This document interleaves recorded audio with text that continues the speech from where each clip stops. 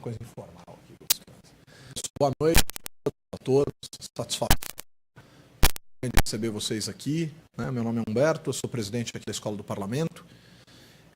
Quero agradecer o Ivan pela presença, um dos autores aqui da nossa revista Parlamento e Sociedade, desse 9º número, que representa o 2º volume do ano passado, o 2º número do ano de 2017.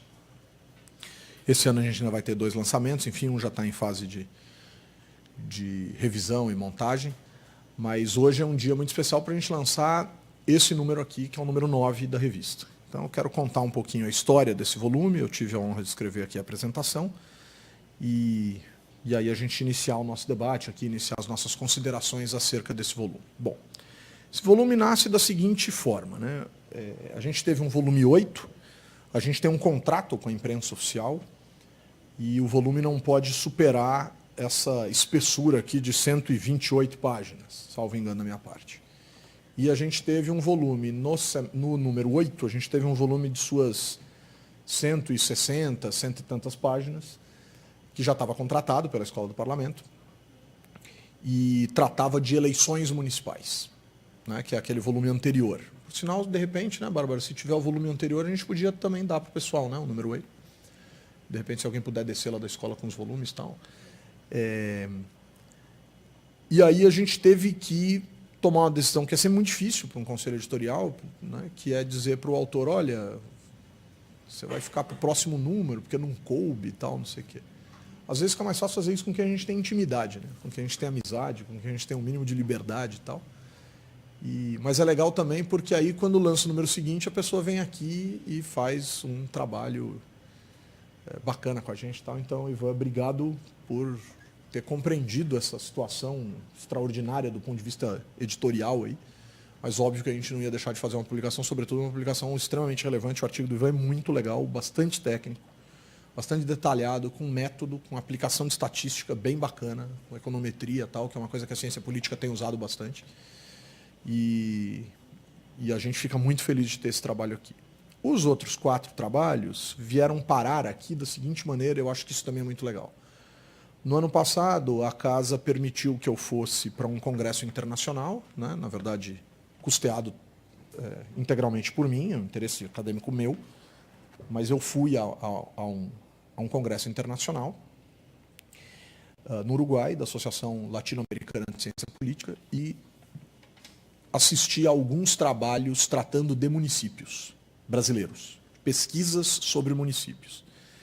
Então, o primeiro aqui é da Marta, da Daniela e do Pedro, falando sobre representação política e governo municipal no Cone Sul.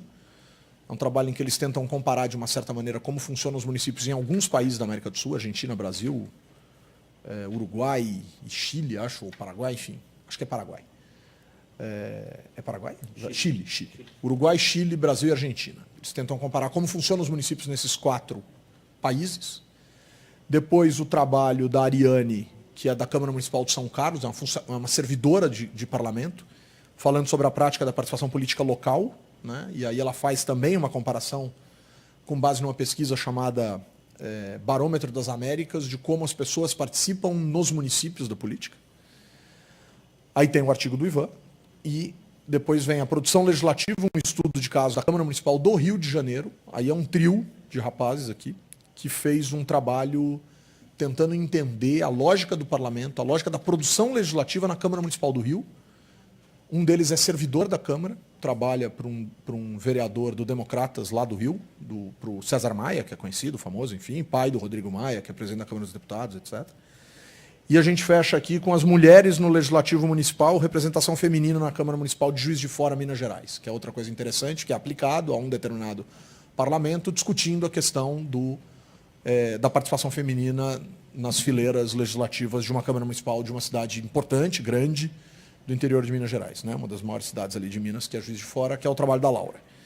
Bom, o que a gente conseguiu aqui que foi muito legal? Percebam, quer dizer, o pessoal do Rio e o pessoal de Juiz de Fora não é de São Paulo, a Ariane é de São Carlos e a galera aqui da Marta é de Juiz de Fora também.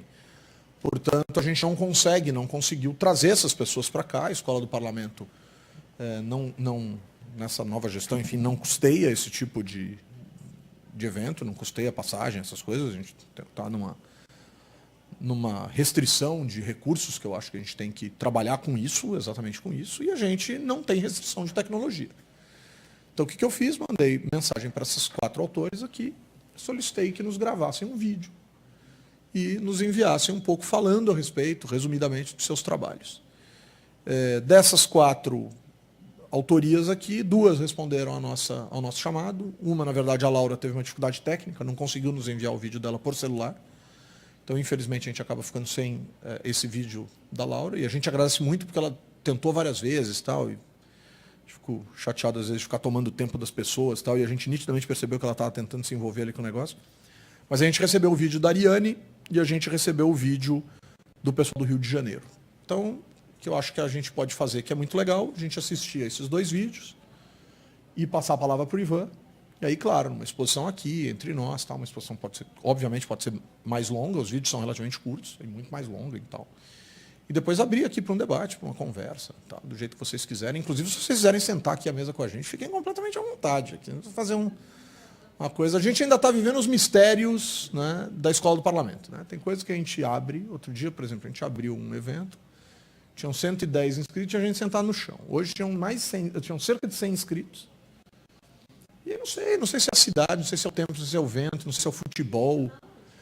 Então, não sei. É da vida, é do jogo, mas olha, a gente tem que valorizar sempre quem está no clima, quem está interessado, e agradecer muito vocês. E, obviamente, agradecer mais uma vez o Ivan. E, obviamente, agradecer a estrutura da casa, agradecer a Bárbara, que trabalha com a gente na Escola do Parlamento, que tem feito e acompanhado todos os nossos eventos, tem estruturado os nossos eventos, né, que é estagiária aqui na casa e tem feito um trabalho muito bacana, muito responsável.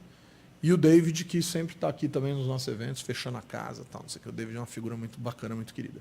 Vamos assistir os vídeos, pessoal? Tem um vídeo de 12 minutos, tem um vídeo de 5 minutos. E aí depois a gente abre e faz uma rodada geral aí. Beleza? Muito bom. Acho que a gente pode dar uma tentada de apagar a luz ali. Assistir melhor. TV bacana. Boa, boa, ótimo.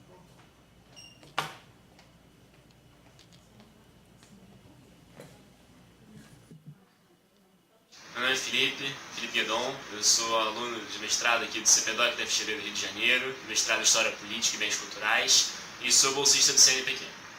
Boa noite, meu nome é Ivan Buquerque Araújo, eu sou mestrando no programa de pós-graduação em Ciências Sociais da PUC-Rio, sou bolsista do CNPq. Além de nós dois, tem um outro membro, que é o Antônio Mariano, que é assessor da Câmara Municipal do Rio de Janeiro.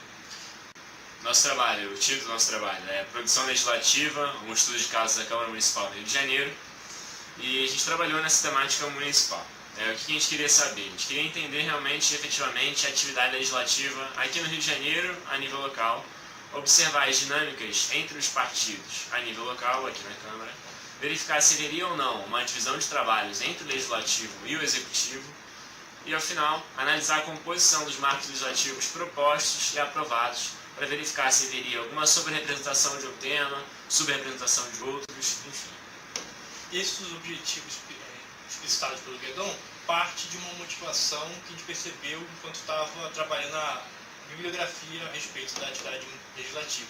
A gente percebeu que a maior parte dos estudos sobre a atividade legislativa eles dizem respeito à esfera federal e não sobre a atividade municipal. Então, um dos objetivos, motivações do nosso trabalho é exatamente começar a corrigir essa subrepresentação que os estudos municipais têm nos estudos sobre a atividade legislativa. Não só no município do Rio de Janeiro, mas em todo o Brasil. E é por isso que nós trabalhamos um estudo de casa, olhando especificamente para o Rio de Janeiro. Exatamente. Então, o nosso estudo ele entra nessa leva de estudos que começou a crescer a partir dos anos 2000, de uma nova agenda de pesquisa sobre o poder local, efetivamente, que tenta responder se o poder local realmente é marcado por características de fragilidade, como alguns dizem que somos, ou se não, ou se aqui tem dinâmicas próprias que também as instituições trabalham, que os partidos funcionam, que as câmaras realmente produzem um trabalho efetivo que modificam a vida do cidadão. Então a metodologia do nosso trabalho foi a seguinte: a gente pegou todos os marcos legislativos propostos, obviamente os aprovados também, foram 2.655 marcos legislativos, proposições legislativas, e analisamos então a 9ª legislatura da Câmara Municipal do Rio de Janeiro, que corresponde a 2013 e 2016, a essa gestão. A gente construiu um banco de dados com algumas informações caras a gente, como quem foi o autor, a ementa da proposição, a tramitação dessa proposição, enfim, a gente poder construir um pouco da trajetória dessa tramitação. A gente tem uma dificuldade adicional aqui na Câmara Municipal do Rio de Janeiro, que foi a mudança forte entre partidos, né, entre vereadores de partidos em partidos. Então a gente teve que fazer essa categorização um pouco mais à mão do que a gente desejaria. A janela aqui foi bastante movimentada, então a gente não poderia pegar os partidos pelos quais os vereadores foram eleitos, e sim os partidos pelos quais os vereadores representavam naquele momento daquela proposição. Sobre outras categorizações que a gente fez, a gente criou duas categorizações, uma sobre a temática, que dizia respeito ao tema realmente efetivo, né, daquela proposição.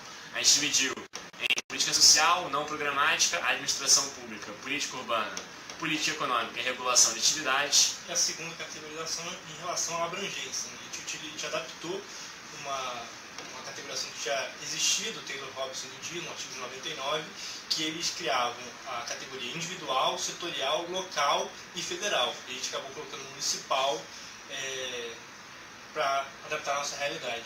Exatamente. Além disso, a gente também fez uma distinção entre os partidos de oposição e os partidos de situação, como testar mais uma hipótese sobre a diferença entre as proposições e entre as aprovações aqui no Rio de Janeiro. Efetivamente, do que foi analisado, a gente teve como motivação, na verdade, nessa parte, as análises geralmente trabalham em bloco, ou seja, elas pegam todas as proposições e analisam a partir delas as temáticas que envolvem essas proposições. E a gente achou que isso mascarava alguns dados. Então, dessa maneira, o que a gente fez foi pegar as proposições a partir dos tipos de proposição. Que são 5.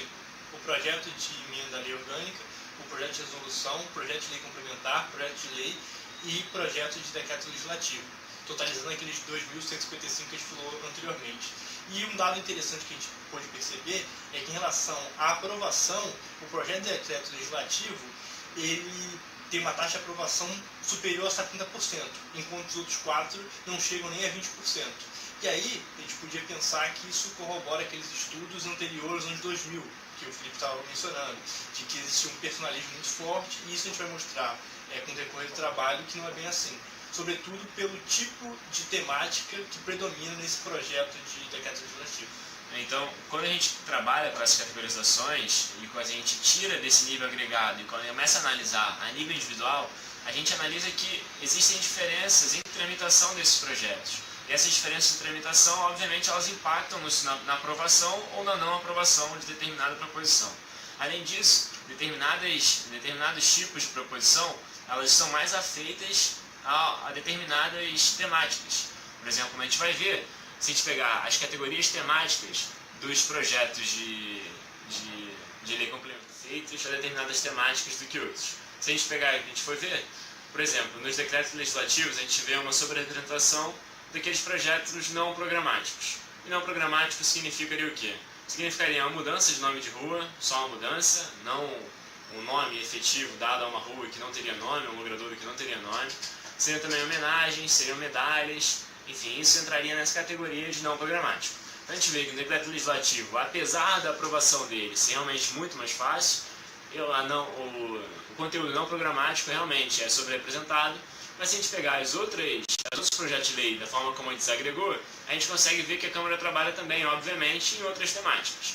E a gente queria reforçar um pouco esse sentido do nosso artigo, de demonstrar que realmente a Câmara Municipal, obviamente, ela tem esse aspecto do simbólico, de homenagem, de mudança de rua, obviamente, é inegável ter isso. Mas também ela também participa efetivamente da vida da população. Então, se a gente pegar no projeto de emenda à lei orgânica, 30% delas de respeito à política social. Então, novamente, a Câmara trabalhando nessa temática de política social. 39% em administração pública. Se a gente pegar projetos de lei, 29% estão em política social. Se a gente pegar em projetos de lei complementar, 34% deles estão em política urbana.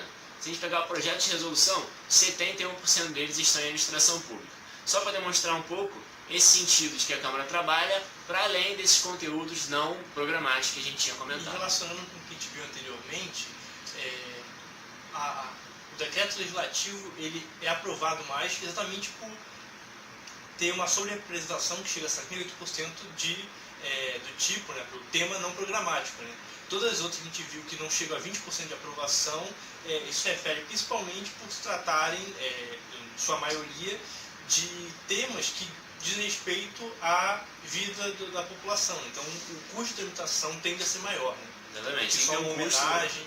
Tem que ter um custo de negociação entre os partidos, que é normal em qualquer casa legislativa. Mas quando a gente trabalha com um conteúdo não programático, é difícil um vereador ou um partido se opor a uma entrega de medalha, por exemplo, a uma homenagem a determinada pessoa, porque esse aspecto simbólico é intrínseco à Câmara Municipal também. Mas a gente reforça, é também e não só, como parte da literatura trabalhou até então. Sobre o que foi aprovado, novamente a gente vê essa apresentação da mesma forma. Então acho que não faz tanto sentido falar aqui no vídeo, mas no nosso artigo está bem descrito também. A outra divisão que a gente fez entre base e oposição, a gente vê que claramente os partidos da base do governo, eles têm um percentual de aprovação muito maior. Isso é facilitado também pelas benesses de fazer parte do governo e de ter essa estrutura ao lado dos partidos de situação. Nos partidos de oposição, ao contrário, eles só conseguem aprovar 15% daquilo que eles apresentam, mas só para demonstrar um pouco dessa diferença entre estar no governo e estar fora do governo aqui no município. E além da porcentagem ser maior, o número total de proposições dos partidos da base do governo é muito maior do que dos partidos de oposição.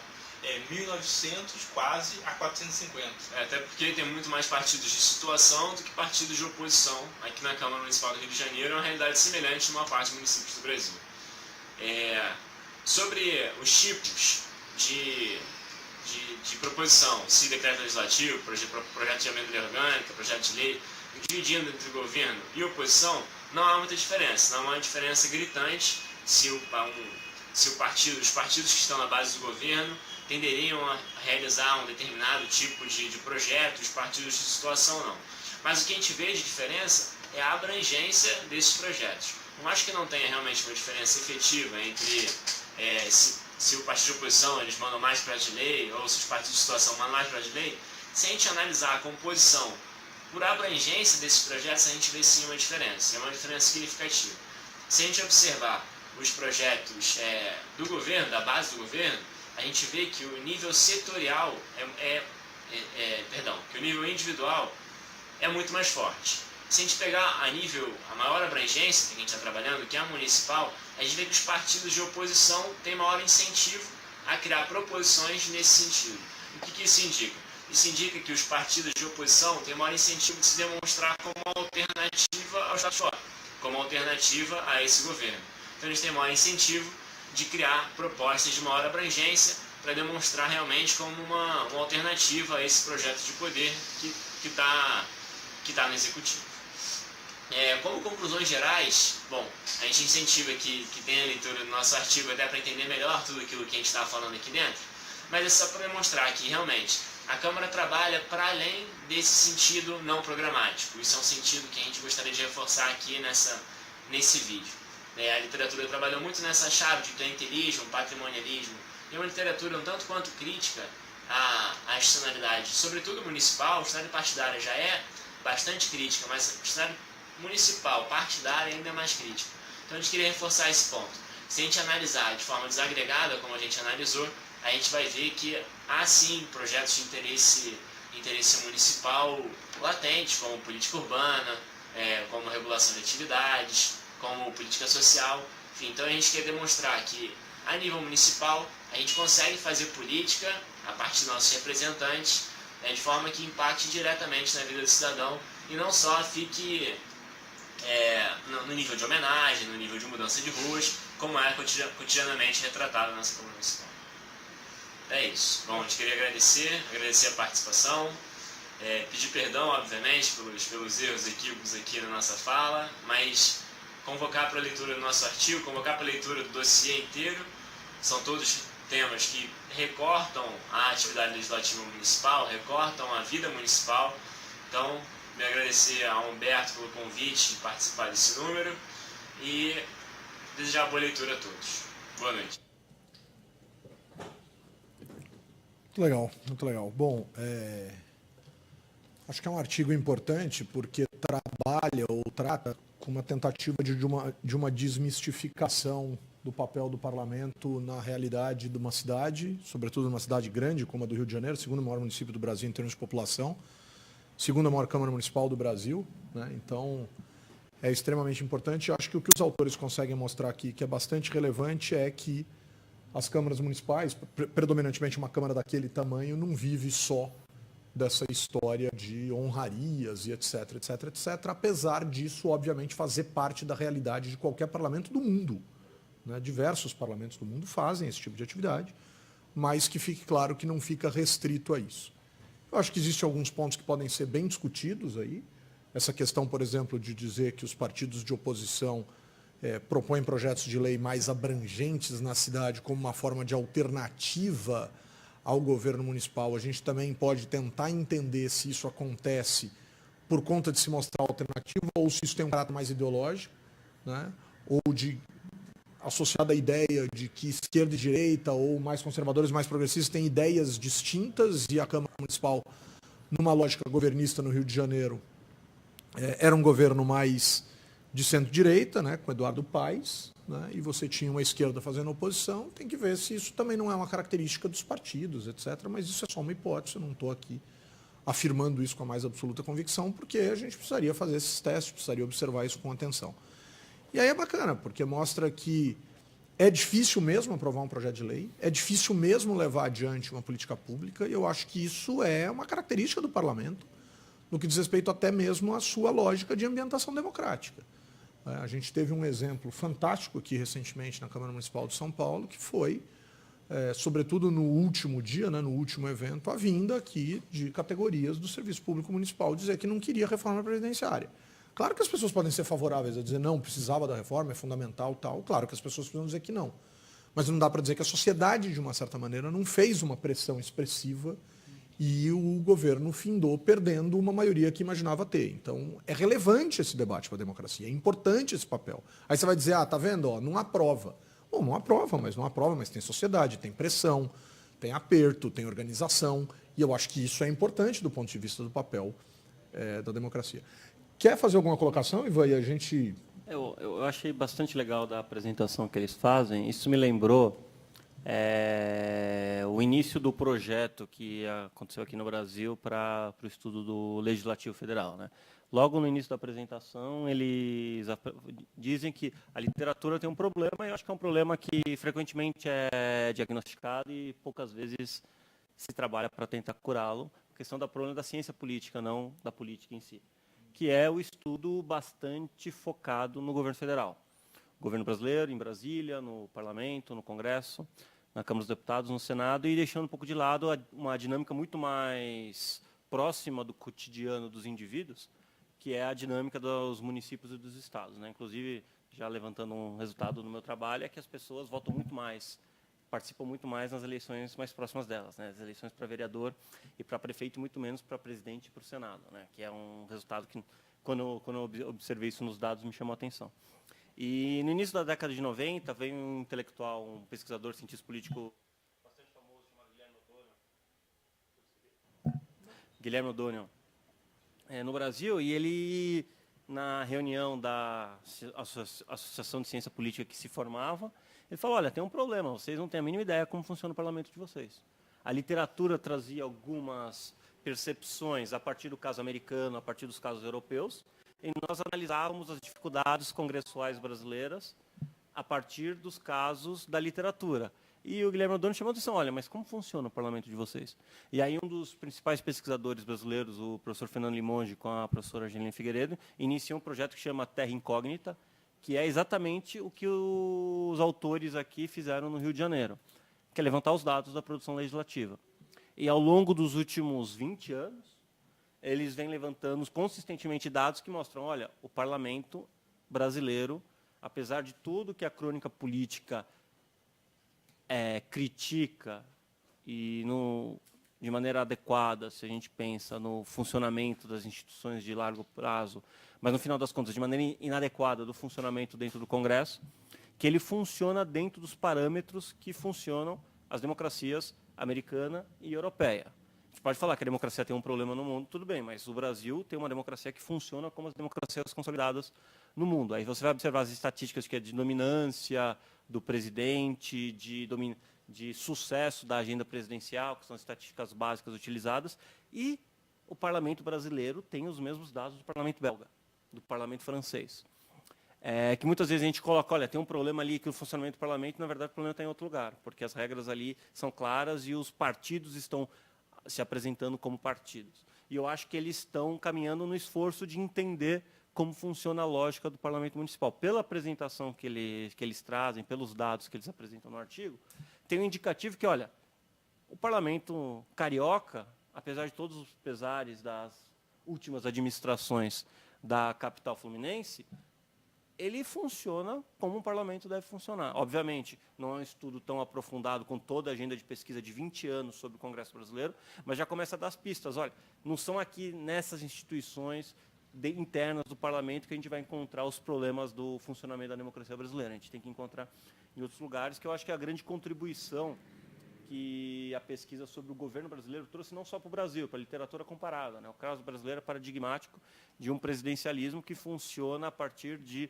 coalizões, que é um presidencialismo que funciona nos moldes do parlamentarismo, e a literatura teve que rever tudo que eram suas previsões críticas ao sucesso da democracia do Brasil na década de 80.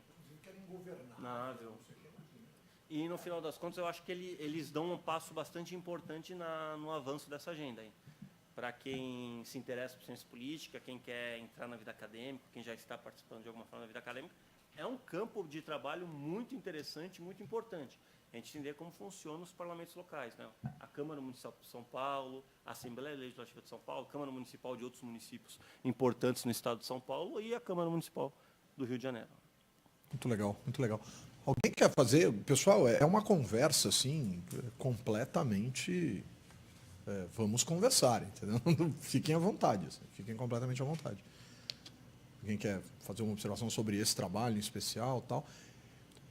Diga, cara. Em relação, tem como fazer essa relação ali na Câmara de São Paulo? Então, é muito legal essa colocação. Em 2012, 13, acho, o José Paulice Neto foi presidente aqui, 11, 12? Acho que foi 11, 12, né? Foi presidente aqui na Câmara Municipal. E ele procurou uma entidade, que foi a Federação das Indústrias do Estado de São Paulo, que procurou uma faculdade chamada INSPER, né, que é uma escola muito importante, no campo, principalmente no campo dos negócios, tal, administração, economia. Tal. Eu trabalhava lá, dava aula lá, e pedindo para que a gente elaborasse um indicador de funcionamento da Câmara Municipal de São Paulo. Foi uma experiência muito legal, porque o presidente queria o indicador, então a Câmara se abriu para esse indicador ser medido, e a gente fez uma pesquisa e a estrutura da casa ajudou muito a gente, subsidiou muito a gente com informações. Então isso foi muito legal.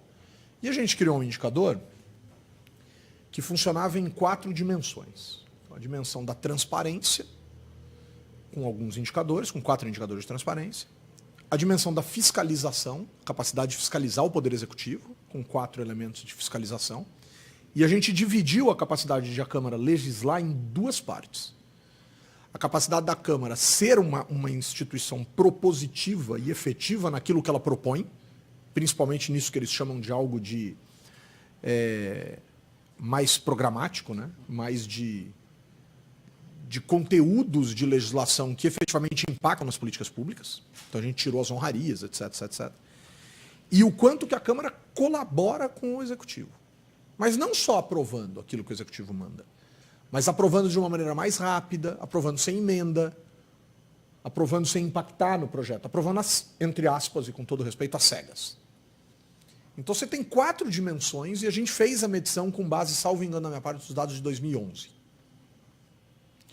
E aí a gente chegou às conclusões. É uma Câmara bem transparente, de acordo com os indicadores que a gente queria. Então é uma Câmara que você entra no site, por exemplo, você tem muita informação ali. Você tem muita coisa à disposição, você tem bons indicadores, você tem boas informações. Claro que uma coisa é ter, outra coisa é a gente saber usar, pensar como usar tal, mas é uma Câmara que presta boas informações e que dá a possibilidade do cidadão acompanhar o processo legislativo de uma maneira bem razoável. Aí vem os problemas. É uma Câmara muito pouco fiscalizadora, uma Câmara que não fiscaliza. que não usa os elementos de fiscalização de maneira significativa, pedido de informação de maneira formal, convocação de secretários, abertura de CPIs que tenha como foco principal alguma coisa do executivo, consultas ao Tribunal de Contas do município relacionadas à questão do orçamento, enfim, são coisas muito mal utilizadas. Então ela fiscaliza pouco. É uma Câmara que colabora muito. Então ela impacta pouco nos projetos executivos. E ela não legisla com tanta eficiência. Então, ela vai bem na transparência, vai mal na fiscalização, ajuda muito o executivo e legisla pouco, tem mais dificuldade de aprovar os seus próprios projetos. E essa é uma crítica construtiva. Esse indicador não foi levado adiante, o presidente seguinte interrompeu a ideia de manter esse indicador de forma perene. Isso foi publicado numa revista de escola do Parlamento da Câmara Municipal de Minas Gerais. Né? Então, eu e uma pesquisadora do INSPER tiramos isso para não ficar criando polêmica. Fomos publicar isso lá na Assembleia Legislativa de Minas. E a gente sabe de alguns estudiosos, de alguns acadêmicos, pesquisadores, enfim, que cataram esse indicador e foram testar isso em outras câmaras e não deu muito diferente isso. Deu uma coisa interessante. Deu uma coisa interessante. Então, essa pergunta é legal porque a gente tentou, a gente fez. Então, tem. E isso que o Ivan colocou é fundamental. A gente precisa conhecer melhor o nível de governo subnacional municipal. E tem um pessoal em Juiz de Fora que é muito bom disso. Assim, a Marta Mendes da Rocha, que está nesse volume, ela é isso. A agenda de pesquisa dela é município. O Bruno Souza da Silva, lá da Unicamp, município. Legislativo municipal. Então tem uma galera, cara, estudando para não cair em armadilha. Outro dia eu fui a uma banca, por exemplo, e estava escrito na tese, assim, partindo do pressuposto básico, né, de que as bancadas parlamentares nos municípios funcionam como funcionam na Câmara dos Deputados? Não, querido, você não pode ser mestre falando uma coisa dessa. 85% das câmaras municipais no Brasil tem entre 9 e 11 vereadores. Você está querendo me dizer que 9 e 11 vai funcionar que nem 513? 513 eu falo de partido político. Você quer falar de partido político em 9 vereadores, mas você não fala de partido político em 9 vereadores, nem aqui, nem em qualquer lugar do planeta. Não dá para falar em partido político. Principalmente quando você tem muitos. Você tem 35 partidos, 9 vagas. Você vai ter ali 6 partidos representados, 7 partidos. Que bancada de partido você tem em 9? Impossível. Então não dá para partir do pressuposto de que o município funciona como a federação, porque não vai funcionar. São 513 deputados federais aí. Você vê, bancada do... Hoje, né? Bancada do PT tem 57, sei lá, alguma coisa assim com a janela aí. 55 pro PMDB, 42 pro DEM, 48 pro PSDB, 48 pro PP. Aí você fala em bancada, ó a galera, né? Só a bancada do PT é do tamanho dessa casa, ou do PMDB é do tamanho dessa casa. Então, porra, aí dá para falar de bancada, aí dá para falar de reunião de bancada. Você tem 9 vereadores, você quer falar de bancada? Né? 9 vereadores, você tem um desse, 2 daquele, um do outro, um do outro, um do outro. Aí a conversa é outra, cara. Então é muito legal conhecer isso. Vamos ao segundo vídeo, Bárbara?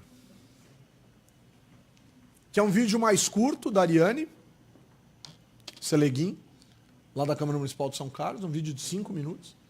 Isso é um trabalho dela sobre a questão da participação política local, de acordo com os dados da América Latina, de uma pesquisa. E aí vamos ao card principal, não é? Que Boa noite aqui, a todas cara, e todos. tá, Meu nome é Ariane, eu sou orientanda em Ciência Política pela UFSCar, aqui em São Carlos, e também trabalho como analista legislativa na Câmara Municipal.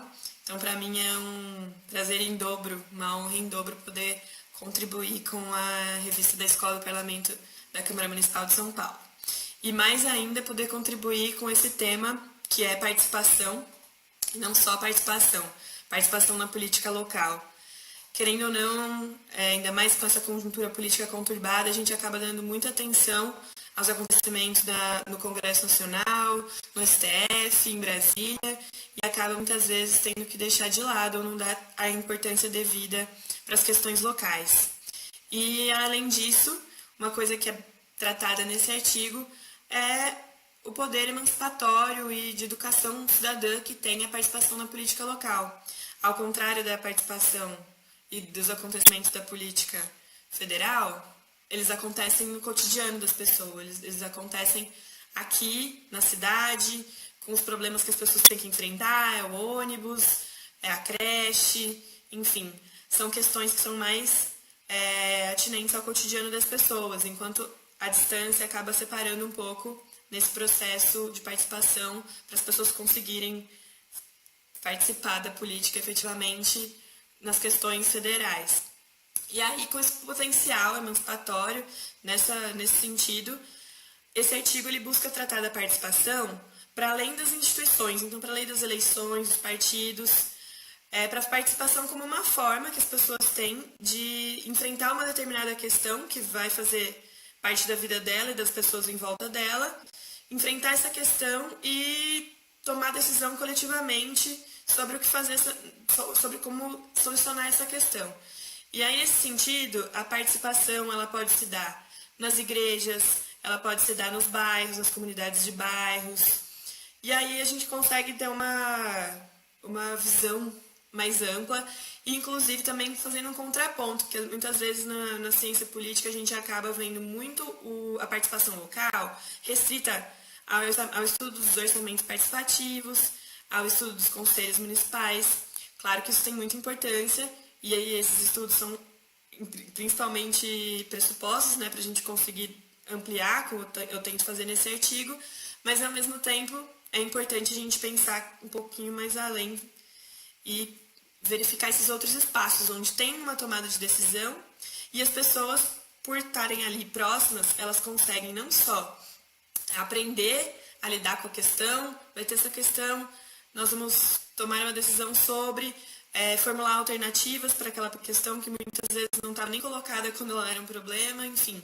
As pessoas acabam tendo a oportunidade de conseguir se apoderar dessas formas, desses procedimentos de tomada de decisão e conseguem também se ajustar a esse tipo de pensar alternativas e entender as formas procedimentais que isso acontece. E aí, para falar sobre isso, eu usei os dados do LAPOP, desse Barômetro das Américas de 2017, que nada mais é que um survey que eles aplicaram ano passado, então são dados bem recentes, por isso podem contribuir bastante, onde eles perguntaram para as pessoas, fizeram, dentre muitas perguntas, nesse artigo eu escolhi as que seriam as variáveis que conseguiriam me dar indicadores sobre como e a quantas anda a participação da política local. Então, dados como se as pessoas gostam de política, se elas se interessam por política, se elas já foram alguma vez em alguma audiência pública. Aqui a gente tem muito essa coisa de chamar todo mundo para audiência pública, querer que tenha audiência pública, mas será que as pessoas vão? Será que é um instrumento importante? Aí, dentre outras coisas, também se as pessoas vão ou não nas comunidades de bairro, nas reuniões, na assembleia de bairro, da mesma forma nas igrejas, e tentar analisar, né, medir, foi isso que eu tentei fazer, e pensar muito enquanto está distante a realidade, né? A conclusão foi mais ou menos nesse sentido, que por mais que a gente tenha todo esse cuidado e tente sempre trazer o povo, principalmente, chamar para as questões da política local, ainda é uma coisa muito distante e a gente tem muito trabalho nesse sentido. Então foi essa a contribuição que eu tentei fazer. Espero que seja uma leitura agradável e útil para todo mundo e que possa contribuir efetivamente para a gente pensar nessa participação e nessa emancipação das pessoas, que as pessoas consigam se interessar mais, entender mais como funciona e participar não só na política local, mas também na política nacional e melhorar a democracia, né? Porque a gente vive uma democracia participativa, então a gente precisa efetivar isso. É isso, muito obrigada, boa noite. Legal. O trabalho da Ariane... Bom, primeiro, sim, claro, não tenho a menor obrigação de falar disso, talvez nem devesse falar disso, mas é legal falar disso. Que são pessoas, né? Então, a Ariane, a gente participou de uma mesa lá em Montevidéu, eu apresentei meu artigo e tal, o meu artigo com o Bruno, a gente estava falando sobre a característica dos vereadores, fazia todo sentido publicar aqui, mas eu tinha publicado no número anterior, a convite da diretoria anterior ainda, mas eu falei, não, pera um pouquinho, 2 revistas seguidas com o artigo do presidente da Escola do Parlamento, aí começa a ficar muito over, né? Aí fica parecendo que o cara está querendo... Não, né, o rei sou eu. Né? Não, para com isso. A minha revista, eu vou publicar aqui e tal. Aí acabou saindo esse artigo com o Bruno em outra revista. A gente acabou mandando para outro lugar tal, já saiu. Agora não estou lembrado exatamente aonde, mas... E a Ariane estava, e é dessas pessoas assim, super queridas, super especiais, assim, sabe? Você começa a bater papo e tal, de repente você vê que está numa mesa, todo mundo comendo e falando e conversando e tal, e ela é uma funcionária de carreira da Câmara Municipal de São Carlos, uma menina muito legal que consegue mesclar essa prática do parlamento com essa prática da academia. Isso é importante, a academia precisa viver mais, assim, é muito legal. Né? Inclusive, tem um exemplo aqui, e aproveito que o Ivan está presente. O Ivan é de uma dessas famílias de gênios, né? Que todo mundo é gênio, é um negócio impressionante, todo mundo é mestre, doutor, tal, não sei o quê. O Ivan tem um irmão que é doutor, professor da GV e funcionário do Tribunal de Contas do Estado. Então é uma figura interessantíssima de você conversar, porque o cara manja muito da teoria e quando você senta para conversar com o cara, não, mas deixa eu te contar aqui e tal, porque tem isso, tem aquilo e tal. Isso é muito legal, é muito legal. A academia e o poder público precisam interagir mais, assim, é legal isso, é importante isso. Mas o que eu acho que a grande contribuição do trabalho da Ariane é que ela pega essa pesquisa, que é um survey, uma pesquisa de opinião, uma pesquisa de posicionamento das pessoas e mostra coisas que, numa primeira observação, se a gente for olhar só os gráficos, e foi esse comentário que a gente fez aqui meio que em off, só assim, cara, participação, por exemplo, participação em protestos e manifestações, 86% não, 14% sim. As pessoas, pô, é pouco. Pera um pouquinho, cara. Se 14% das pessoas participarem de alguma coisa... Essa semana eu gravei o programa de TV da TV Câmara. A TV Câmara tem um programa de televisão, chama Causando em São Paulo. E a gente traz gente que está causando, que está fazendo movimento e tal, não sei o quê. E veio o pessoal do Nossa São Paulo, o Américo, um cara super legal, super bacana, querido e tal. E o Américo falou assim, pô, Humberto, então a gente fez uma pesquisa tal, e mostrou que só 8% das pessoas no último ano vieram à Câmara Municipal de São Paulo. Espera um pouco. Vocês fizeram pesquisa com eleitores. Então vamos partir de um dado. Você tem 8 milhões de eleitores na cidade de São Paulo. 8%, vou arredondar grosseiramente para 10%. Você está dizendo que 800 mil pessoas passaram por esse prédio no ano passado? Eu não sei se as pessoas falaram a verdade para a pesquisa, porque 1 milhão de pessoas passaram por aqui. E a gente está achando isso ruim? Cara, olha o tamanho desse prédio. 1 milhão de pessoas é gente pra caramba, cara. Claro que o ideal seria que todas passassem, mas será que se todas resolvessem passar, o prédio dava conta? Não dava. Impossível, impossível. Então é legal discutir um pouco o que é ou o que seja participação e o quanto que efetivamente o poder público está estruturado para receber isso. Porque se a gente construísse um monstro, iam falar, pô, olha a grana sendo jogada no lixo, olha o tamanho do treco que eles construíram.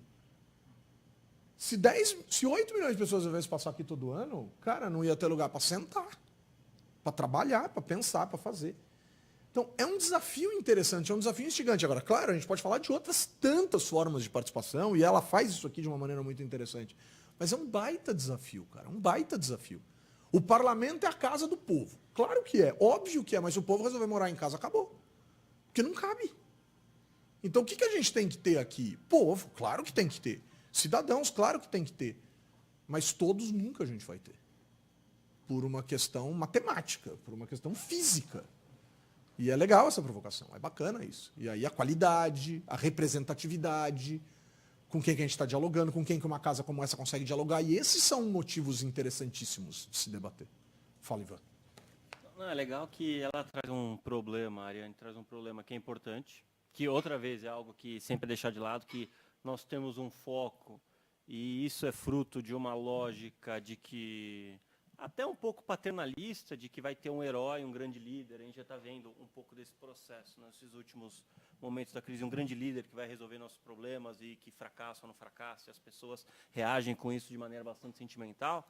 E então o centro de tudo é Brasília, né? Tudo acontece em Brasília. A participação é em Brasília. E, na verdade, a democracia se constrói do lado de casa.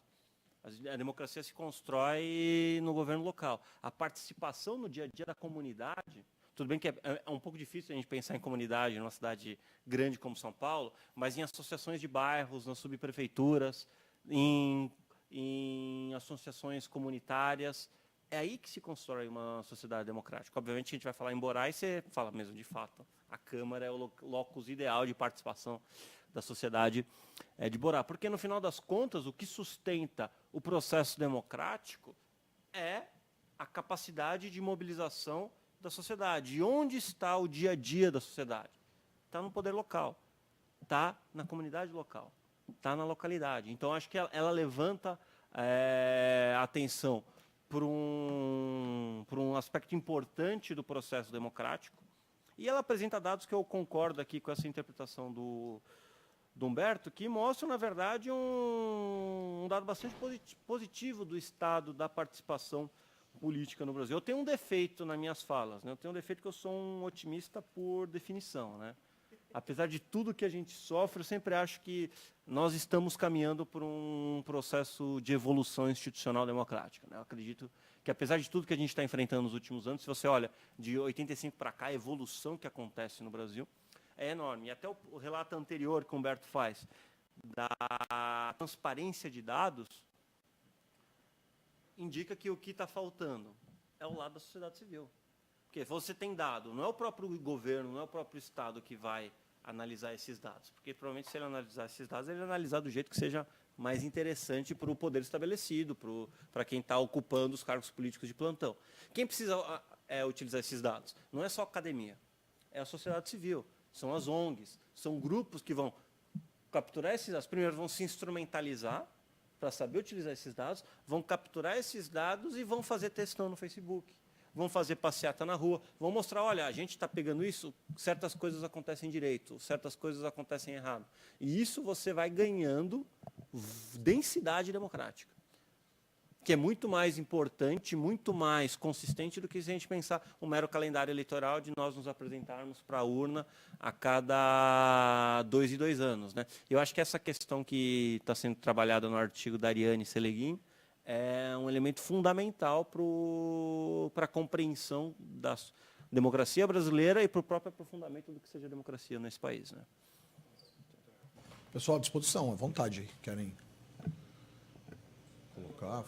Por favor, ótimo, que legal.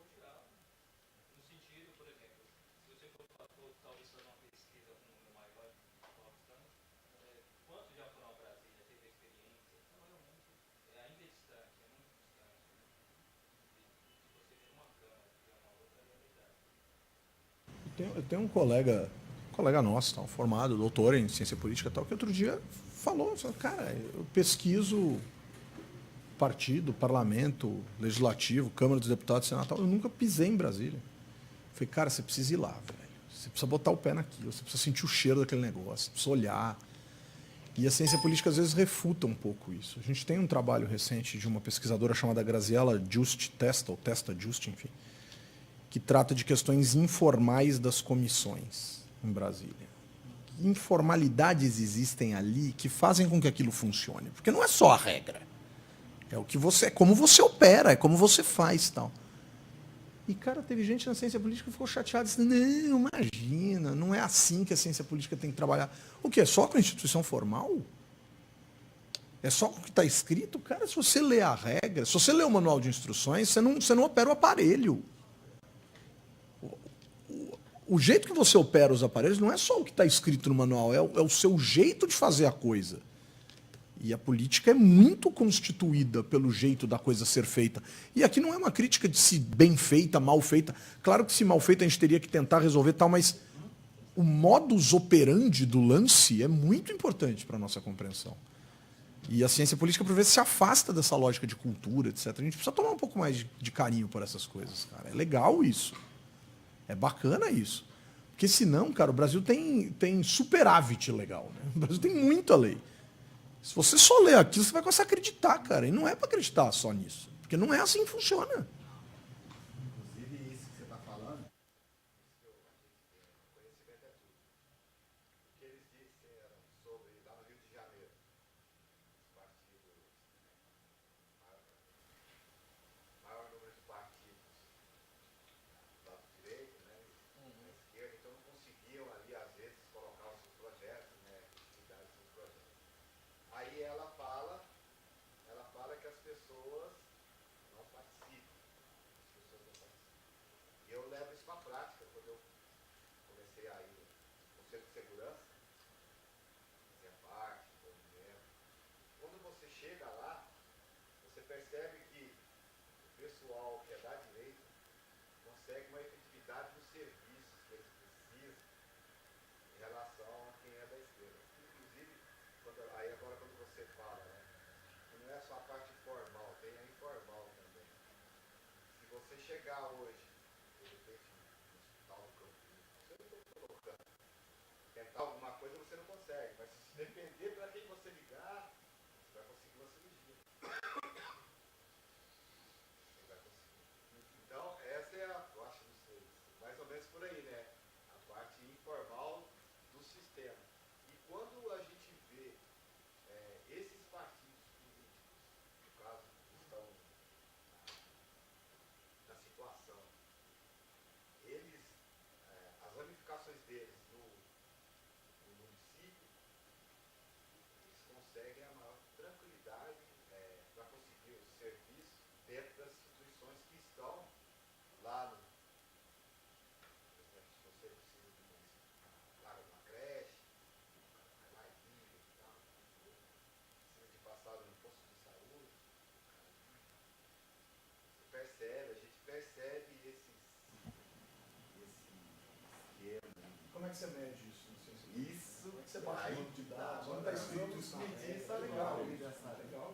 É? Legal, muito importante. É claro, Se desse, fala. uma realidade. Falar aqui, olha, se você entrar pelo portão formal do Hospital de Campo Limpo, você não consegue uma cirurgia, mas se você entra por um que está informal, apesar de ser um problema, é uma coisa que precisa ser entendida, né? Dimensionada, né? Você tem um caso muito semelhante a isso com inflação.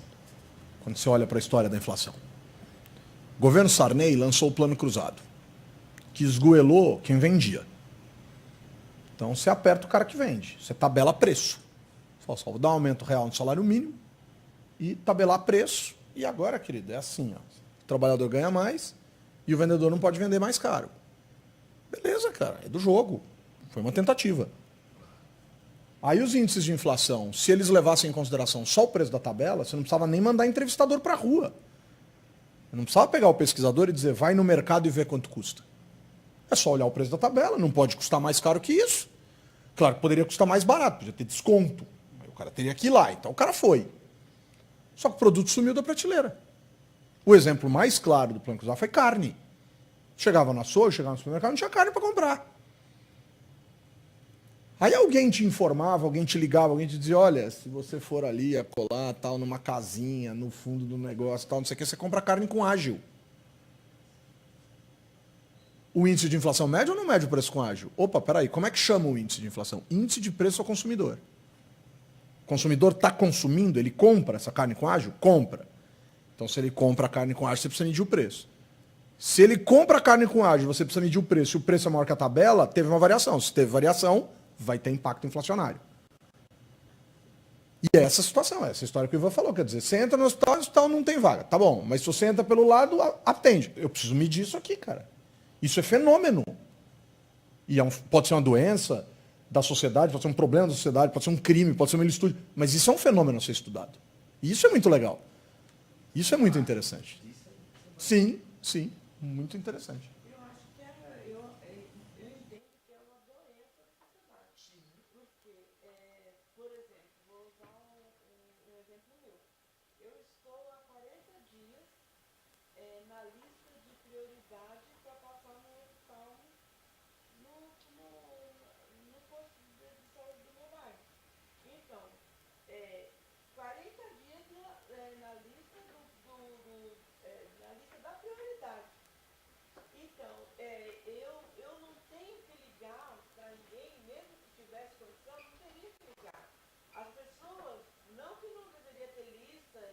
que não deveria esperar. Mas todo cidadão teria que ter o direito de ter a consulta, independente do lugar da cidade onde ele estivesse, e sem precisar ficar pedindo para ligar para ninguém. Simples assim.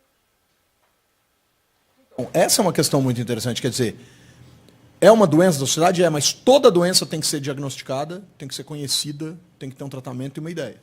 E isso é muito importante. Existe uma doença da sociedade? Existe. Então a gente precisa estudá-la. E essa é a grande questão. Quem estuda isso?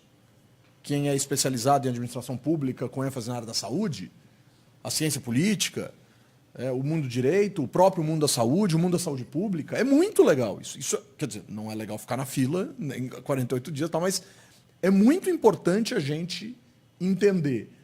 Porque se você for perguntar para o gestor que está lá em cima e que não vê a realidade, ele vai dizer, não, mas tem aqui uma regra e está acontecendo, a fila está andando. Você fala, tá bom, cara. Agora vai lá na ponta. É quando eu gosto de conversar com gente que diz, com todo o respeito, e sei que tem muita gente boa, que manja muito de política de educação, rodando tabela e estatística. Vamos comigo para a periferia da aula de política, lá nas franjas da cidade, lá na ponta da cidade. Eu já fui preso dentro de escola. E eu não fui preso porque eu estava cometendo um crime. Então, eu fui preso porque a escola prendia o aluno. Não tinha nenhuma maçaneta nas portas. E só os funcionários levavam maçanetas nos bolsos. E eles iam abrindo as portas. E iam fechando. E como eu não era funcionário, eu era um visitante, eu fui trancado numa sala com os alunos. Acho ótimo, eu adoro jovem, eu gosto de aluno, acho legal pra caramba, tal, mas espera um pouquinho. Tem alguma coisa errada aí? Não, mas X%. Não, querido. Eu quero saber lá na ponta o que está acontecendo. Uma semana depois eu estava numa escola que é uma escola modelo. Uma das escolas mais lindas que eu já entrei na minha vida. Públicas. Pô, mas pera lá, esse cara paga o mesmo imposto. O governador é o mesmo, imposto é o mesmo, Estado é o mesmo, bandeira é a mesma, orçamento é o mesmo, secretário é o mesmo. É muito louco isso. Vamos lá, Ivan? Então, pessoal, vamos para o terceiro trabalho, e aqui com a presença do autor, a quem mais uma vez eu agradeço. Fico extremamente feliz de te receber aqui. Eu agradeço ao Humberto, apesar de já ter falado um pouquinho aqui na mesa, agradeço ao convite que foi feito antes pela Lara Mesquita para a escrita do artigo e depois para publicar junto com o Humberto, que já é um amigo de longa data, que a gente vem trabalhando há algum tempo junto em vários projetos diferentes ao longo dessa jornada aí. Esse trabalho é um trabalho que ele busca, ele parte de qual questão, né? Ele parte de uma questão importante que entrou no debate público aqui de São Paulo, no debate público do Rio de Janeiro, que o eleitorado rejeitava os candidatos que estavam sendo apresentados, rejeitava a política, dado a crise que a gente vem sofrendo, e a votação nula e de não comparecimento, né, a soma de votos brancos e nulos e de não comparecimento era maior que a votação dos prefeitos eleitos, né, do Dória e do... Nossa, fugiu o nome do prefeito carioca agora. Do Crivella, né? Então, aí todo mundo fala, olha, quer dizer que existe uma crise da representação democrática no Brasil. Então, a minha ideia nesse estudo é, bem, aparentemente vivemos um período de crise. Eu acho que a gente não precisa comprovar empiricamente que o Brasil atravessa uma crise. Mas como funciona a dinâmica da alienação eleitoral, que é a rejeição, a recusa do eleitor de participar. O primeiro slide é uma homenagem ao Humberto, que ele ficou bastante feliz. No domingo... Sorte que eu não sou palmeirense, então eu já tinha ficado triste antes. Aquele gol no último minuto. E o segundo ponto, a gente começa essa discussão, né? A gente vai analisar a alienação eleitoral nas eleições brasileiras a partir de dados agregados. De dados agregados significa o quê? Eu vou usar dados eleitorais. Infelizmente ou felizmente, quando a gente usa dados eleitorais, a gente tem que enfrentar o problema metodológico. Eu não posso ver o indivíduo. Por que eu não posso ver o indivíduo? Porque eu não posso saber, de acordo com a lei eleitoral no Brasil, se o indivíduo votou ou não e em quem ele votou. Infelizmente para o pesquisador, muito felizmente para o funcionamento da democracia. Então, a gente precisa usar dados agregados. Uma outra solução para esse problema é você usar a estratégia que a Ariane utilizou de usar dados de survey, né? Surveys são o quê? São pesquisas que você vai perguntar para o indivíduo e tentar simular uma eleição, em quem você vai votar. As pesquisas de opinião pública que a gente vê nas vésperas da corrida eleitoral. Mas aqui nesse trabalho a gente se dedica a analisar os dados agregados eleitorais, e a gente vai pegar os dados agregados em todo o Brasil e agregá-los nos níveis municipal e estadual de 98 a 2016. Para estabelecer alguns conceitos, para facilitar a compreensão do artigo e da apresentação, eu defino 3 conceitos diferentes. A alienação eleitoral é a soma de 2 fenômenos. O anulamento eleitoral é o fato de você escolher votar em branco e nulo, e a abstenção eleitoral, que é o não comparecimento. Esses conceitos, se você olha na crônica política, sobretudo, eles são bastante fluidos. Você vai encontrar trabalhos falando de abstenção que está falando de votos brancos e nulos, abstenção que está falando de não comparecimento, ou abstenção que está somando os 2.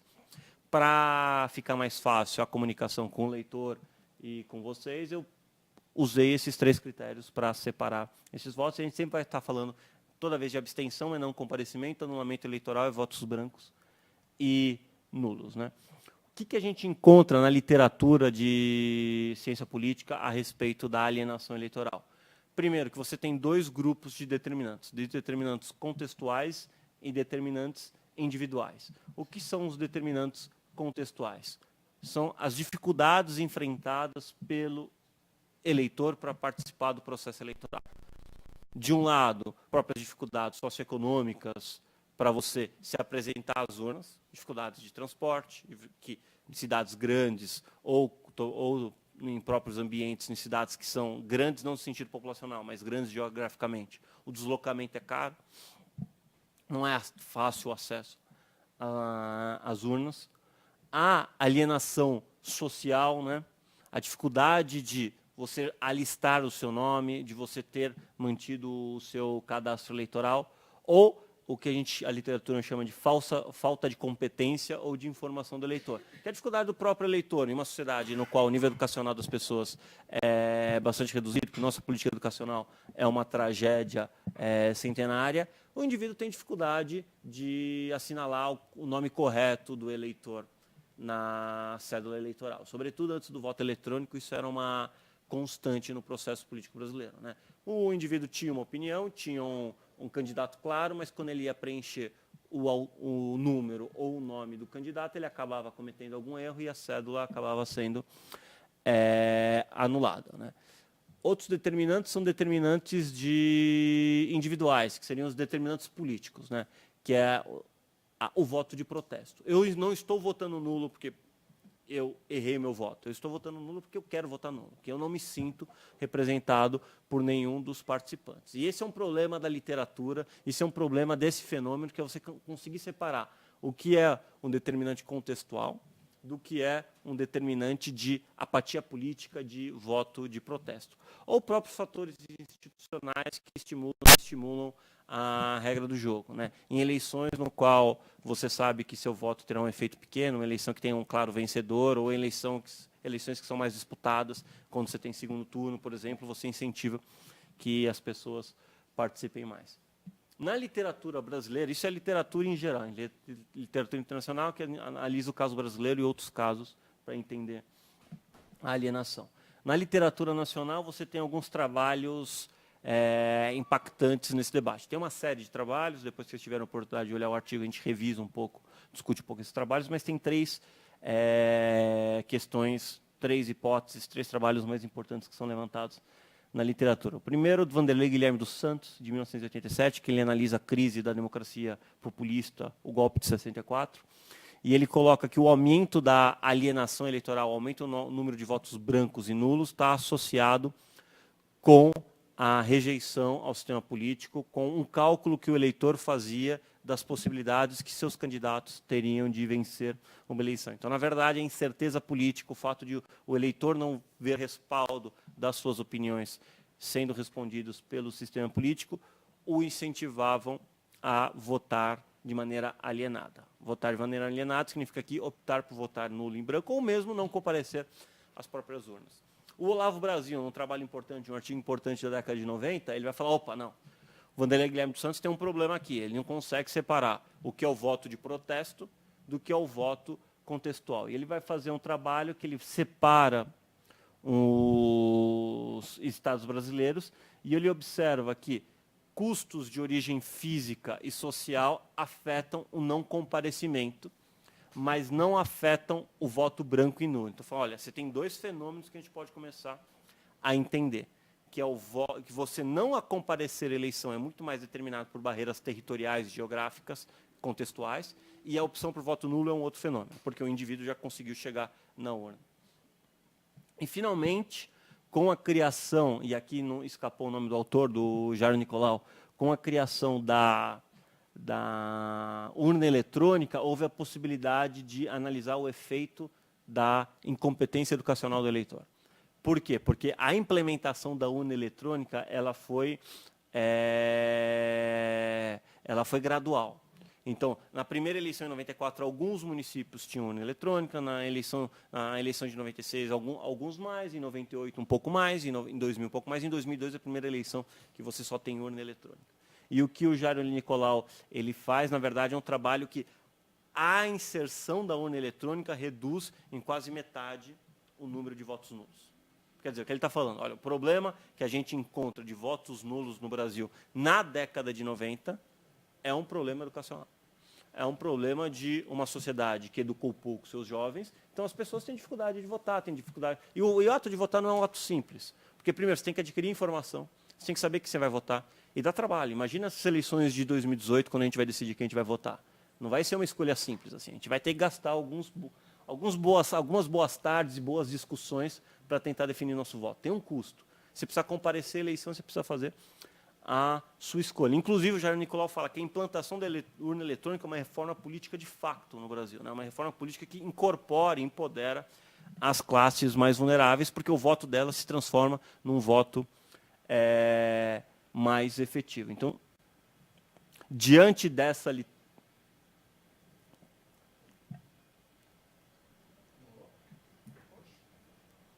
pior que ele está acendendo aqui. Diante dessa literatura, a gente vai analisar como funciona o... Não foi. Não está indo mais. Como funciona os... Não, aí fica nessa. Como funcionam os casos brasileiros. Então, a gente vai observar o artigo, ele tem dois passos. No primeiro, eu vou pegar dados nacionais e desagregá-los em estados e municípios. E, obviamente, tem um problema que a gente não consegue falar do indivíduo, a gente só está falando dos agregados, mas isso ainda permite a gente fazer boas análises.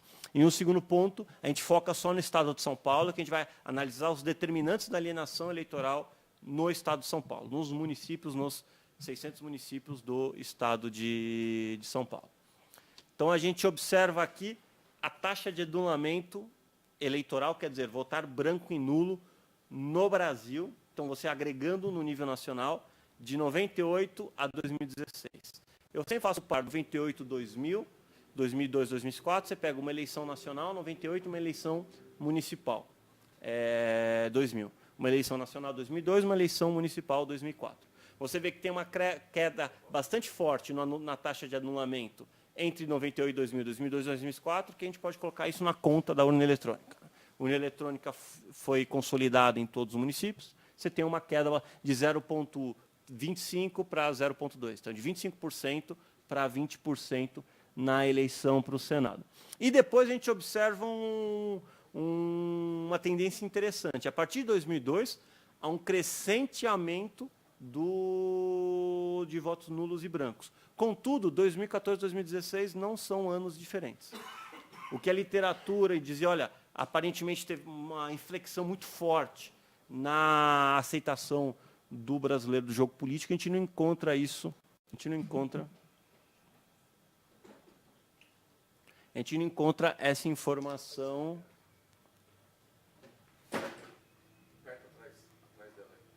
Essa informação do dado, né?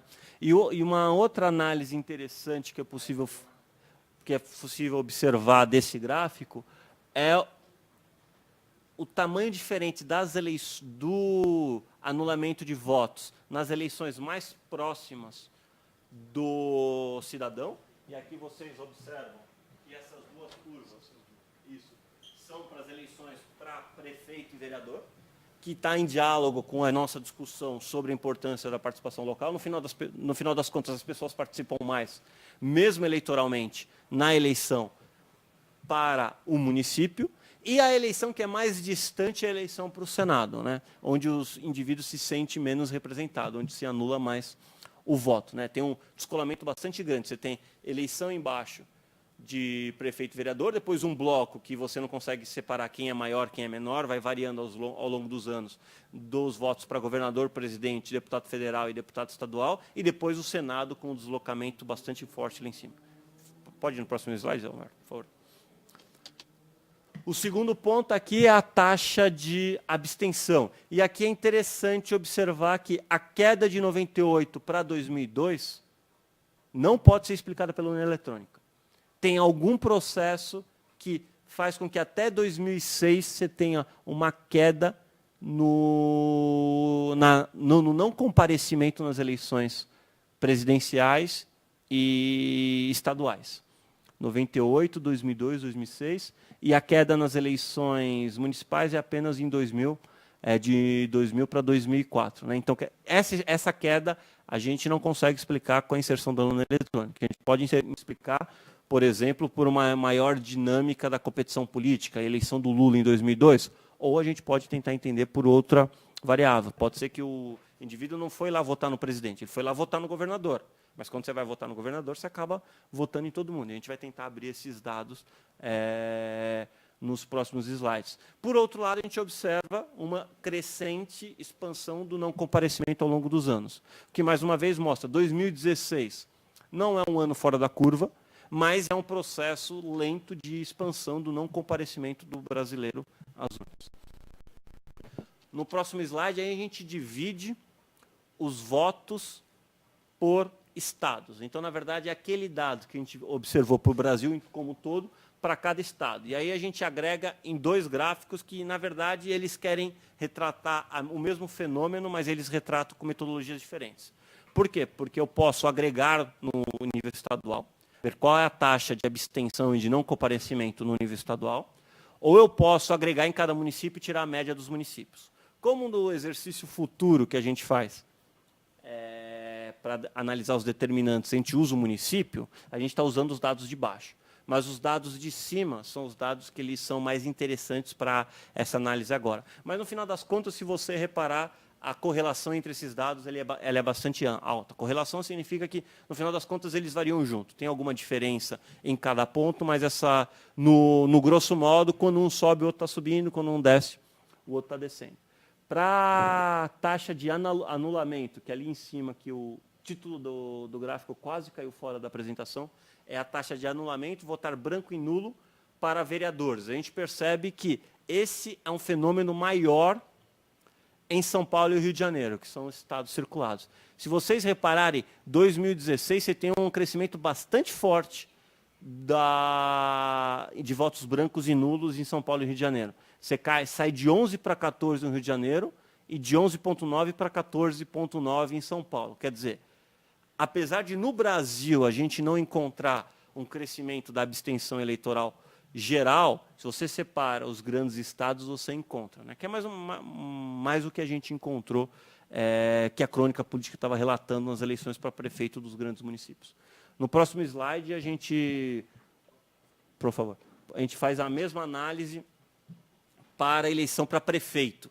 E a gente observa que essa diferença é ainda maior, né? Vai de 11 para 16 no Rio, de 11 para 15 em São Paulo. Acho que a grande lição dessas informações, a gente pode observar esses dados dos estados aí também, as informações que a gente trabalhou no texto, a gente deixou de maneira bastante transparente, como a gente estava discutindo da primeira etapa, né? O dado está a ser trabalhado,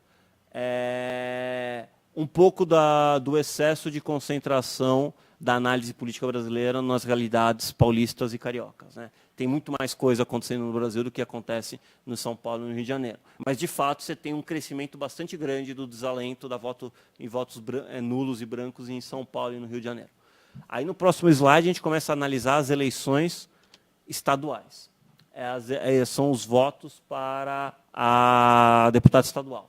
Mais uma vez, São Paulo e Rio de Janeiro são os campeões de anulamento. Né? Mas a taxa é muito maior em 98, 19,1%. Em São Paulo cai para 9,2%, depois 12,6%, 12,5%, 17,9%. Quer dizer, você tem um crescimento grande do anulamento para voto para deputado estadual, Só que em 98 você teve uma grande queda. E provavelmente aqui essa grande queda é urna eletrônica, né? A gente não pode afirmar que os 10%, a queda de 19,1 para 9,2, é resultado da urna eletrônica, mas uma boa parte dessa queda, com certeza, é resultado da urna eletrônica. Mas você vê, novamente, o que a gente está falando, um crescimento do desalento em São Paulo e no Rio de Janeiro. Isso para deputado estadual.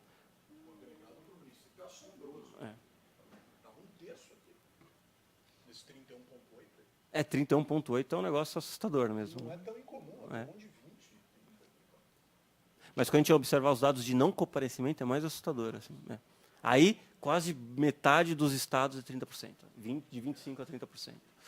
E aí a gente observa a eleição para o Senado. Aí tem uma mudança, que outros estados, que não são só Rio e São Paulo, que seriam os 2 grandes estados industriais brasileiros, também tem uma taxa de anulamento bastante grande. Ali Goiás, Mato Grosso, Minas Gerais, Mato Grosso do Sul e Pará, variando entre 19% e 25%, 25% no Rio Grande do Norte e Rondônia, 19% no Rio de Janeiro. São Paulo já parece que as pessoas votam muito mais para senador em São Paulo do que se vota nos outros estados. No próximo slide, por favor. E aqui é a eleição para deputado federal, e a gente encontra uma dinâmica parecida, né? Os outros estados começam a ter dados que assustam, como o Humberto falou. Se você reparar, o voto nulo na Bahia, em 98, é de 40,1%. Né? Então, de cada 2 eleitores, um vota branco e nulo. Né? Então, não é um fenômeno que está circunscrito a 96, a 2016, e não é um fenômeno que ele acontece de maneira semelhante em cada eleição.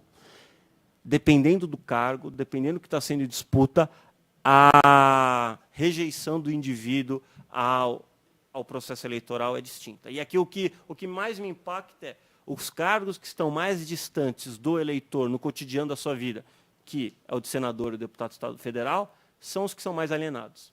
Enquanto os que estão mais próximos de prefeito e vereador são os que encontram mais participação do eleitorado. E aí os próximos dados são para governador e presidente. Você tem uma dinâmica parecida com a rejeição que a gente tinha encontrado nas eleições para prefeito, só que apenas um pouco mais alta. Né?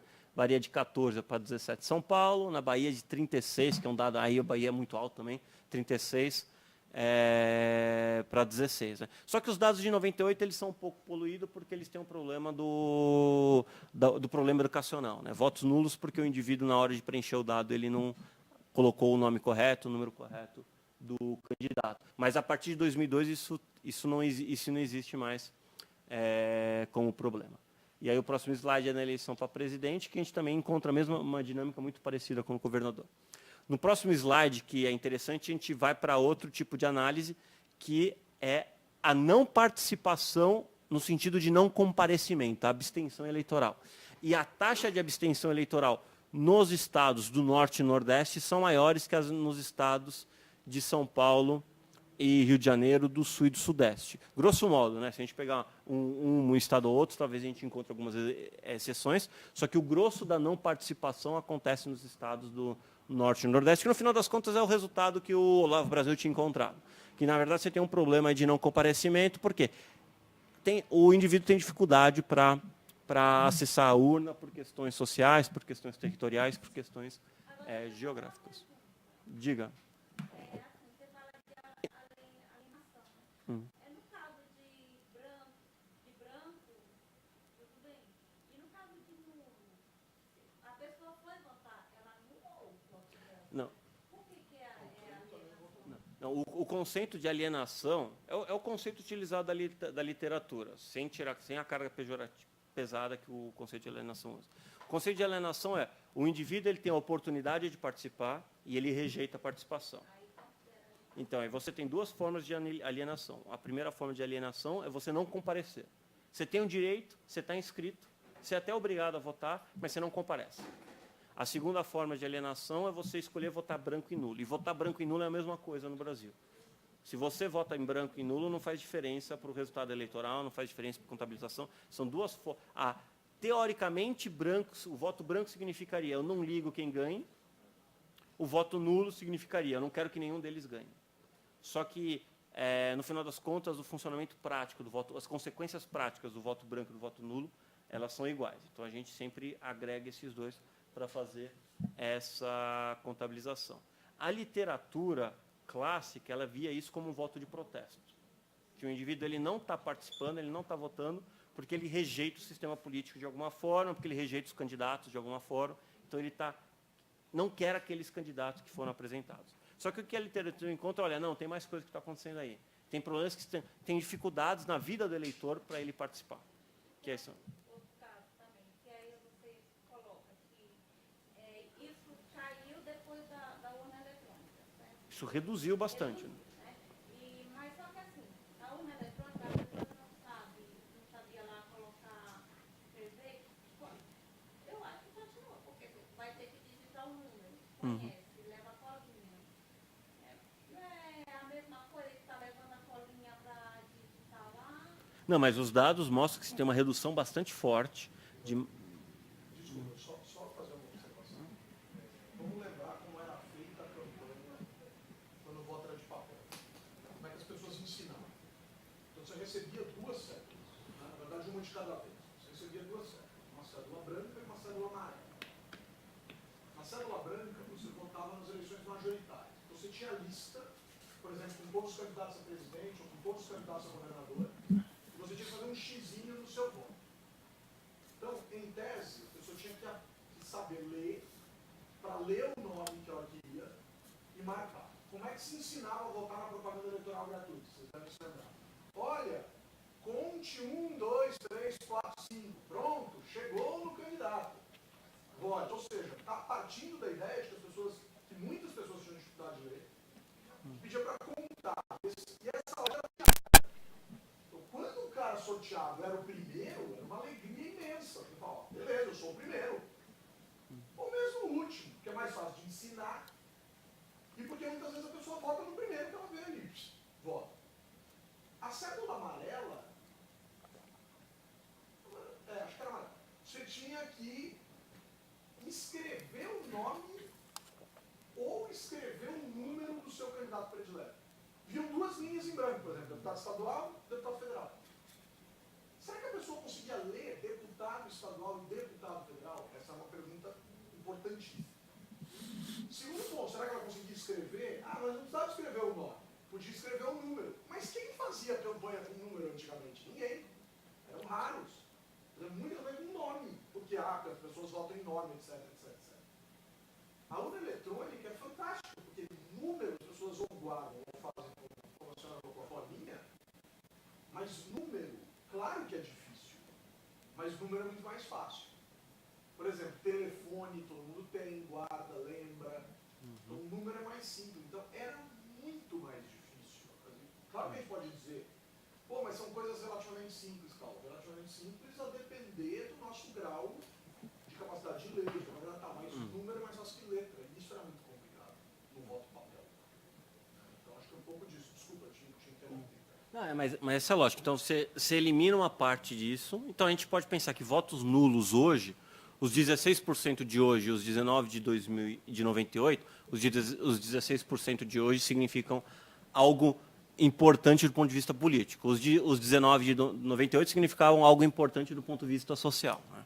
Que sim, é uma sociedade que não educa suas crianças. E agora não, na verdade é uma sociedade que crescentemente vem rejeitando o sistema político, só que não é um fenômeno de 2016, é um fenômeno que começa em 2004, uma curva ascendente. E o não comparecimento que a gente mostrou, ele está mais concentrado nas eleições, essas são as eleições municipais, para vereador e para prefeito, está mais concentrado nos estados do Norte e do Nordeste, e o mesmo acontece, no próximo slide, nas eleições estaduais e federais. Também está mais concentrado no estado do Norte e no Nordeste. Né? Então, a gente fez uma radiografia dessa evolução do voto e dessa dinâmica da alienação eleitoral. Agora, a nossa segunda etapa da pesquisa é pensar, e o que determina isso? Né? A gente está levantando algumas hipóteses, a literatura levanta algumas hipóteses, a gente pega o caso de São Paulo para utilizar dados agregados municipais e entender isso. E aí é isso que a gente vai fazer no próximo slide. que aí são as variáveis que a gente coloca no modelo, aí quando a gente for verificar os resultados, fica mais interessante do que apresentar todas essas variáveis. O que a gente encontra? Essa é o gráfico sobre... só para confirmar, porque o slide está cortado, mas é o primeiro aqui. Determinantes da abstenção eleitoral no estado de São Paulo. Abstenção, então, é o não comparecimento. Ah, abstenção, tem não comparecimento, tem na tabelinha. Não, e aqui aparece o último.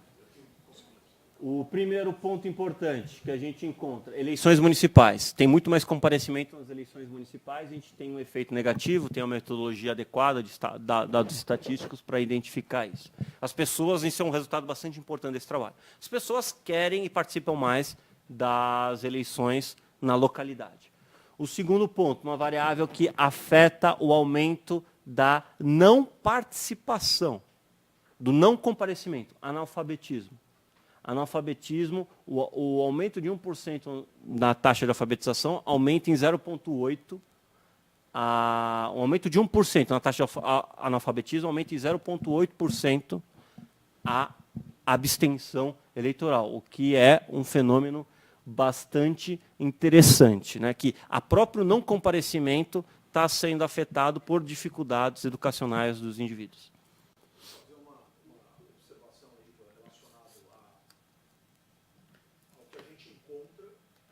E é o que a gente vive.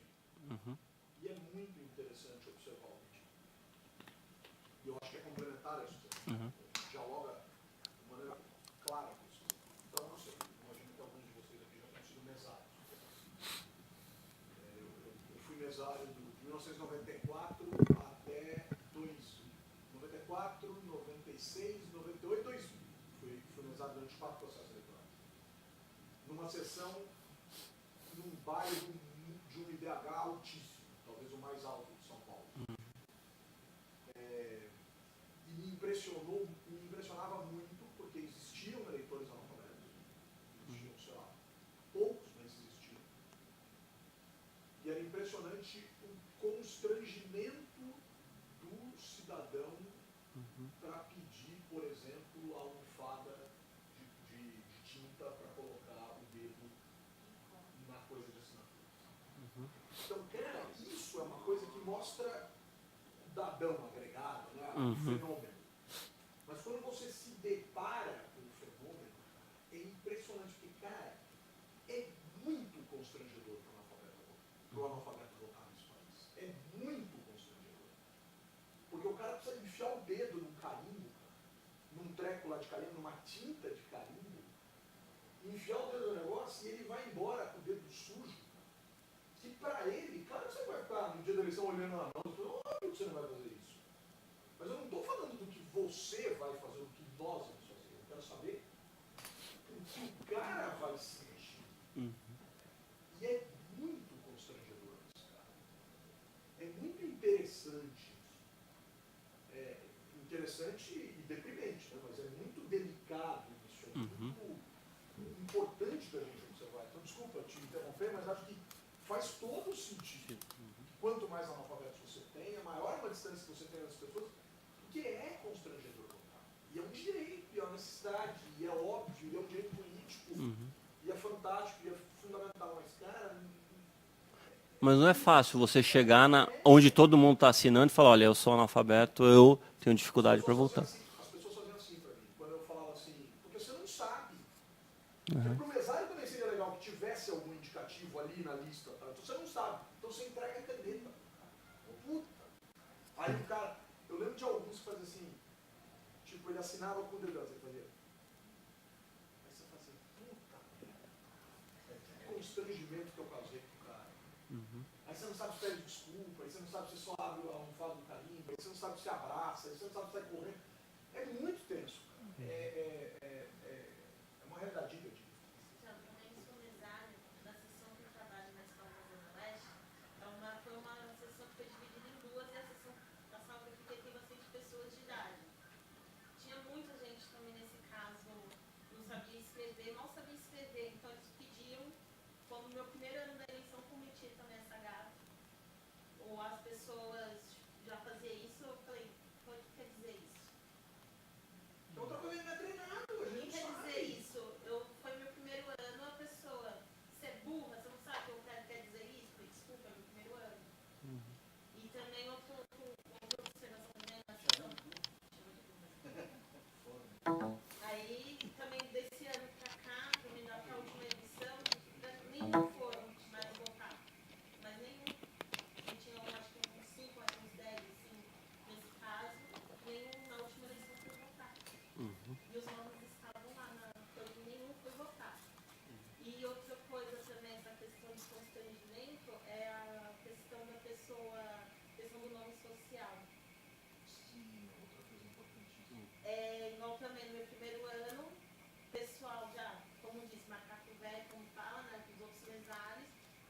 deixar a novata se ferrar, pagar mico.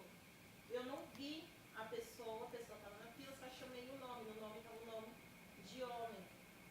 E era uma mulher transgênero. Aí eu chamei, quando eu olhei, a pessoa estava na minha frente, só que eu não me atentei a isso na hora. Na correria ali, ela chegou e falou, sou eu. Aí eu assim, Obrigado. Desculpa. Aí ela assinou e assim, muitas pessoas acabam deixando de votar por conta disso. Questão do constrangimento. Aí depois desse meu primeiro ano, assim, que foi meio constrangedor, vamos dizer assim, pra mim, eu já me atentei aos nomes das pessoas para chamar pelo nome que ela prefere. Então já ficou bem mais fácil.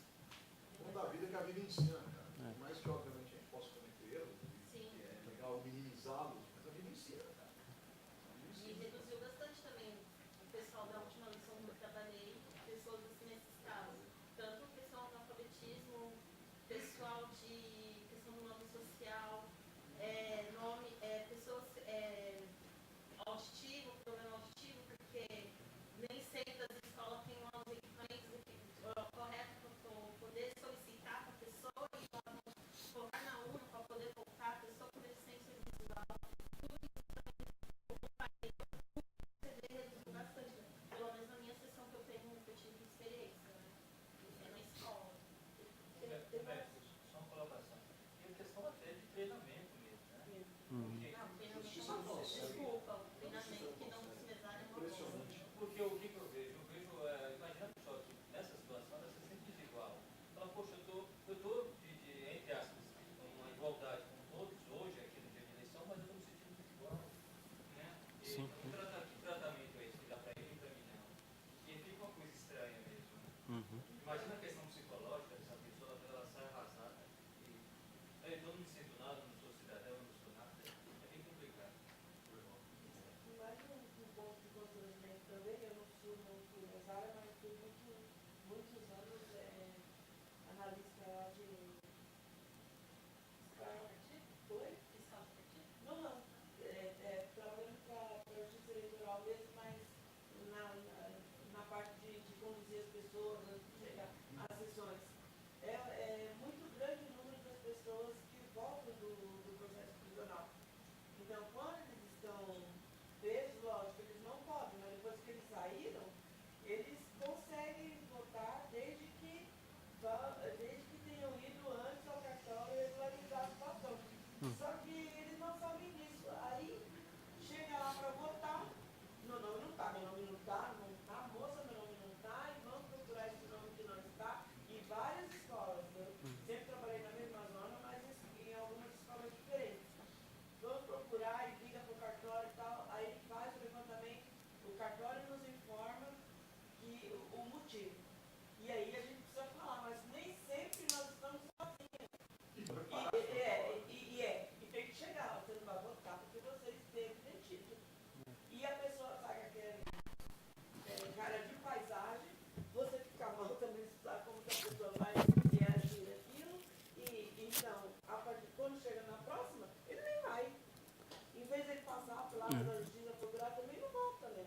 Não, e o problema é que, no final das contas, boa parte das histórias que a gente está contando assim sempre são grupos mais vulneráveis que acabam tendo cerceado seu direito de fato de votar. Né? Você tem um direito de júri, você tem um direito estabelecido em lei, mas, no final das contas, várias pequenas barreiras que vão surgindo na vida do cidadão para ele poder se apresentar. O que, em 85, apesar do Humberto ele levantar esse ponto muito bem, em 85, uma grande vitória no Brasil foi permitir o voto do analfabeto, porque em 85 o analfabeto não podia votar. Se a pessoa chegasse mostrando o dedão, significa você não tem direito a voto. Você não é um cidadão que tem direito político, que é algo ainda um pouco mais bizarro. Só que, mesmo assim, o mero atribuição do direito não significa que ele vai ser exercício do ponto de vista prático. Né? Você tem algumas outras barreiras psicológicas, sociais, que elas operam. E também tem um resultado interessante, na segunda parte da tabela, que é a aliança entre o prefeito e o governador. Também como que, quando você tem uma parceria entre o prefeito e o governador, você reduz em 0,1, 0,2 pontos percentuais o não comparecimento. Que aí é aquele claro fenômeno de eu vou levar meus eleitores à urna, né? Então, você tem o governador e o prefeito jogando no mesmo time, eles facilitam esse processo de levar seus próprios eleitores para a urna. Na próxima tabela, a gente tem a análise dos votos brancos e nulos, do anulamento. Mais uma vez, a gente encontra a taxa de anulamento é menor para as eleições municipais, esse é o achado mais constante e importante da pesquisa. Outra vez, analfabetismo afetando o aumento do voto branco e nulo, que mesmo a gente resolvendo uma parte do problema com a urna eletrônica, aparentemente ainda, onde há mais analfabetos, há mais votos brancos e nulos. E um resultado interessante que o aumento da mortalidade infantil também aumenta a taxa de voto branco e nulo. Obviamente, não é porque faleceu uma criança que a pessoa vota branco e nulo. Provavelmente aí você tem uma relação de desenvolvimento e educação, uma sociedade, um município no qual tem um nível de desenvolvimento menor, as pessoas acabam se apresentando menos ou votando mais em branco ou votando em nulo. E aí a gente supera as tabelas do trabalho, né? E aí a gente chega nas conclusões práticas dos nossos achados, né? E aí toda aquela tabela passo anterior é a parte da produção do saber científico, que fica esses números feios e chatos na tabela, mas eles são importantes para a gente tirar as consequências. Primeiro, Norte e Nordeste têm as maiores taxas de não comparecimento.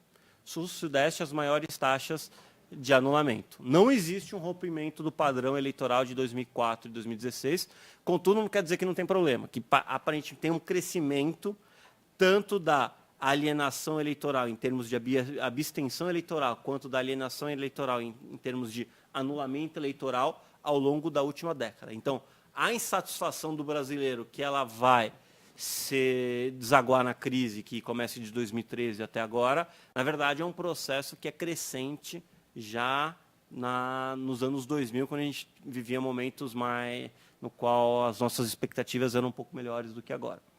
Eu acho que os determinantes. O analfabetismo é o determinante mais importante da alienação como um todo. A desigualdade, a gente acabou falando um pouco, ela reduz a abstenção e a mortalidade infantil aumenta o anulamento.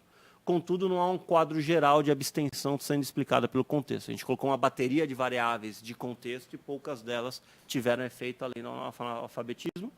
E a conclusão final do trabalho, que eleições municipais têm menor alienação, e agora a gente precisa, numa nova etapa, que isso faz parte de um projeto mais amplo de pesquisa, observar os dados individuais, né? A gente observou os dados que o TSE fornece, né, os dados eleitorais, e aí agora a gente tem que partir para pesquisas de survey para perguntar, de fato, para o indivíduo, e aí tentar, por meio das perguntas de survey, entender um pouco mais a lógica, sobretudo a lógica do protesto, né? Os dados agregados, eles dificultam muito a gente entender a lógica do voto de protesto, facilita a gente entender a lógica do voto de contexto, né?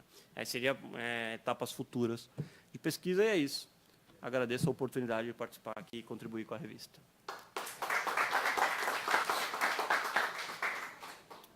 Muito legal, muito legal. Eu acho que é um dos trabalhos que tocam numa temática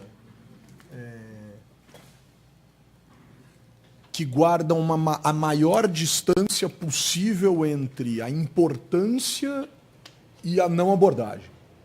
Ou seja, é uma coisa extremamente importante discutir isso e uma coisa que, por vezes, a gente não aborda, né? Que as análises, em geral, não abordam, né? Então, a gente fica... Sempre que termina uma eleição, a gente fica lá, o partido que mais ganhou, o partido que mais perdeu, o partido que mais aumentou, o candidato que não sei o quê, o erro de fulano, o acerto do ciclano. E, cara, isso aqui é muito importante. Isso é um fenômeno muito dimensionador do nosso comportamento político, da nossa atuação política. E eu acho que uma das grandes questões que o Ivan coloca que são extremamente importantes isso é multidimensional. Não é assim, é o desencanto, é isso aqui. Não, é isso, aquilo, é aquele outro, é mais um pouco, é mais aquele outro. É a distância, é o território, é a sociedade, é a alienação, é o analfabetismo, tudo. É um fenômeno da sociedade. Não é uma coisa assim que isso acontece por causa disso, acabou. Não, não. É muito complexo e eu acho que isso torna o estudo muito desafiador, muito bom.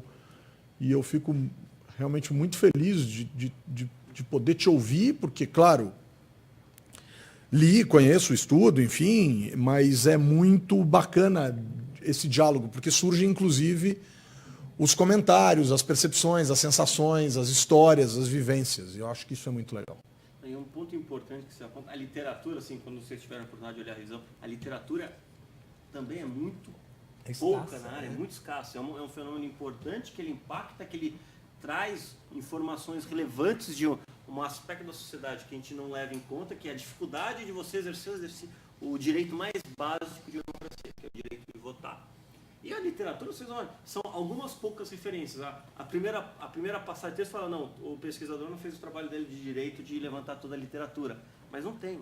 A gente fez o trabalho de direito, a gente foi lá atrás, ficou batalhando para achar. Não, então a literatura é muito esparsa, muito pouco voltada para esse fenômeno, que é um fenômeno importante. É por isso que depois, na verdade, foi uma linha de pesquisa, começou com esse trabalho, mas depois desses resultados eu chamei alguns alunos na minha universidade para a gente continuar estudando esse tema e fazendo o nosso trabalho sobre isso. Muito legal, muito legal. Vou até fazer depois uma proposta aqui para você. Deixa eu falar uma coisa. Assim, será que também não é porque as pessoas, essa alienação não é por falta de conhecimento de como as coisas acontecem? Porque, eu vou explicar de novo, vou pegar de novo lá a região que eu moro, só que agora eu não vou falar porque o vereador está aqui, na casa. Né? O vereador, fica tranquilo. é assim, o que acontece? Ele pensou que ele fosse aquele busto do Tiradentes ali, que nunca fosse mais sair. Mas desde que eu era menina que ele é vereador na cidade de São Paulo. Aí chegou nessa última eleição, ele deu as coisas para jogador, para sociedade amigo, para centro, para a igreja, para os comerciantes do bairro, se é que vocês me entendem. Enfim. Então. Fez uma festa danada. É assim, onde vocês fossem, tinha coisa que o vereador estava patrocinando. Ele não ganhou. Mesmo assim, ele não ganhou. Aí tem o pessoal, nossa, mas o fulano não ganhou sempre tantos anos, não ganhou. Aí começou a dança das cadeiras. Sei lá eu quanto tempo depois, eu não sei se é uma semana, 15 dias, olha o cidadão aqui tomando posse.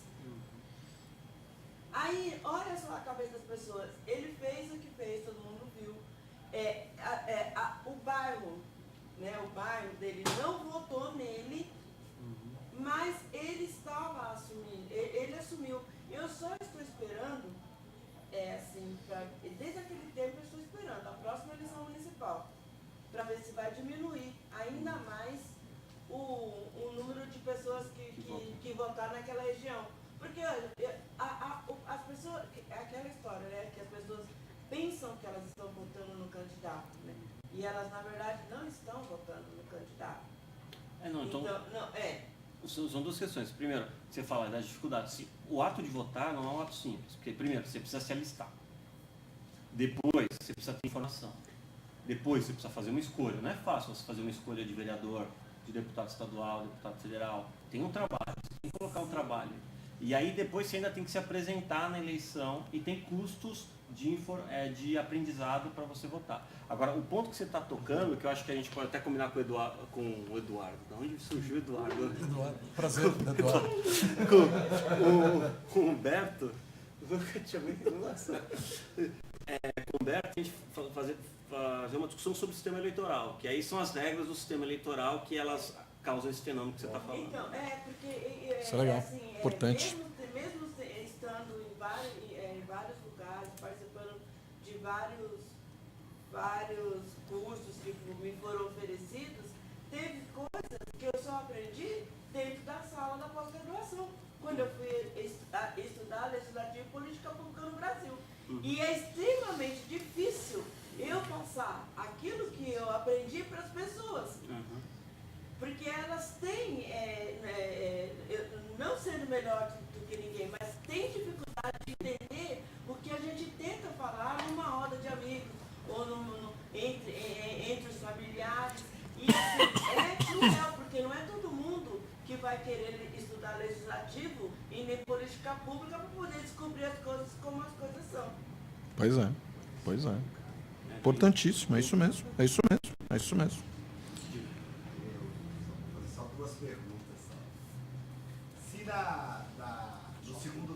tem essa diferença se tem alguma diferença, se ela é grande?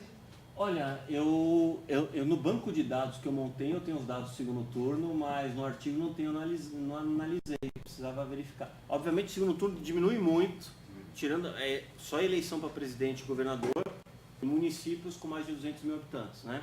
E aí tem que olhar onde teve segundo turno, né? Então, eu tenho esse dado, depois a gente pode até analisar e a gente pode conversar, mas eu não analisei nesse trabalho, então eu não poderia te responder, não. E qual a expectativa para essa eleição desse ano aí? A expectativa foi, teve um rapaz que ele veio fazer entrevista. A expectativa é que vai continuar aumentando, porque assim, você tem um desalento da população, que eu acho que não aconteceu nada que mudasse isso. Se aconteceu alguma coisa foi para que piorasse. Eu acho que vai aumentar. Agora, será que vai ter um aumento bastante significante ou vai continuar aquela reta inicial que a gente apresentou no primeiro gráfico, que aquele aumento constante? Eu vou arriscar, eu acho que é significante. Vai ser gradual, porque pelo que a gente ouve, assim, eu ouço muita gente que eu conheço, não vai votar. Então, tem a campanha eleitoral, é um processo social a eleição, né? Que aí você não vai votar porque são os candidatos que estão agora e estão apresentados. Mas aí aparecem novas opções, ou alguém começa a fazer algum discurso que toque mais a sociedade. Aí a gente tem que ver o processo, né? E aí a facilidade do cientista social é analisar o posterior, né? No momento, eu ouço que as pessoas não vão votar devido à mídia pacifica a corrupção em relação aos nossos representantes. Eu vejo, por isso que é por aí que eu vejo. Mas é um argumento que já estava aplicado em 2014, 2016 e não afeta do jeito que a gente achou, né? Não afetou. Foi a alienação, ou a maior alienação assim, específica de 2016 foi um fenômeno em São Paulo e Rio de Janeiro. E em São Paulo e Rio de Janeiro aumentou muito mais do que no resto do país, né?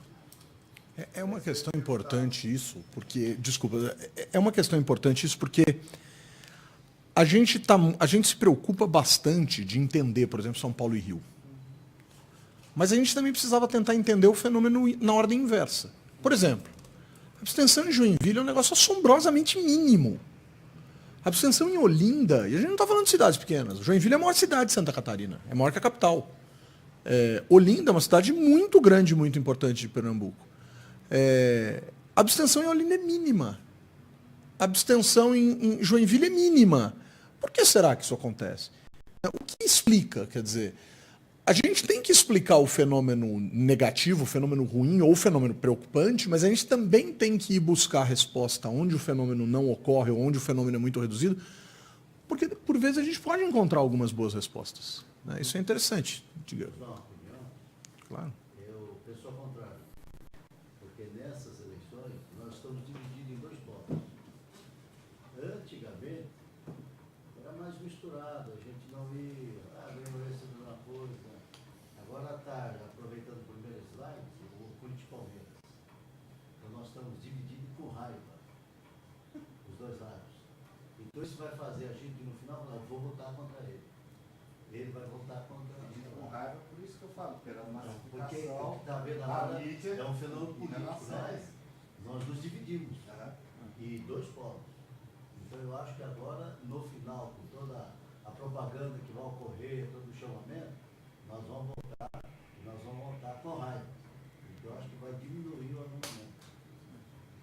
E uma das coisas que eu percebi também, se eu estou errado,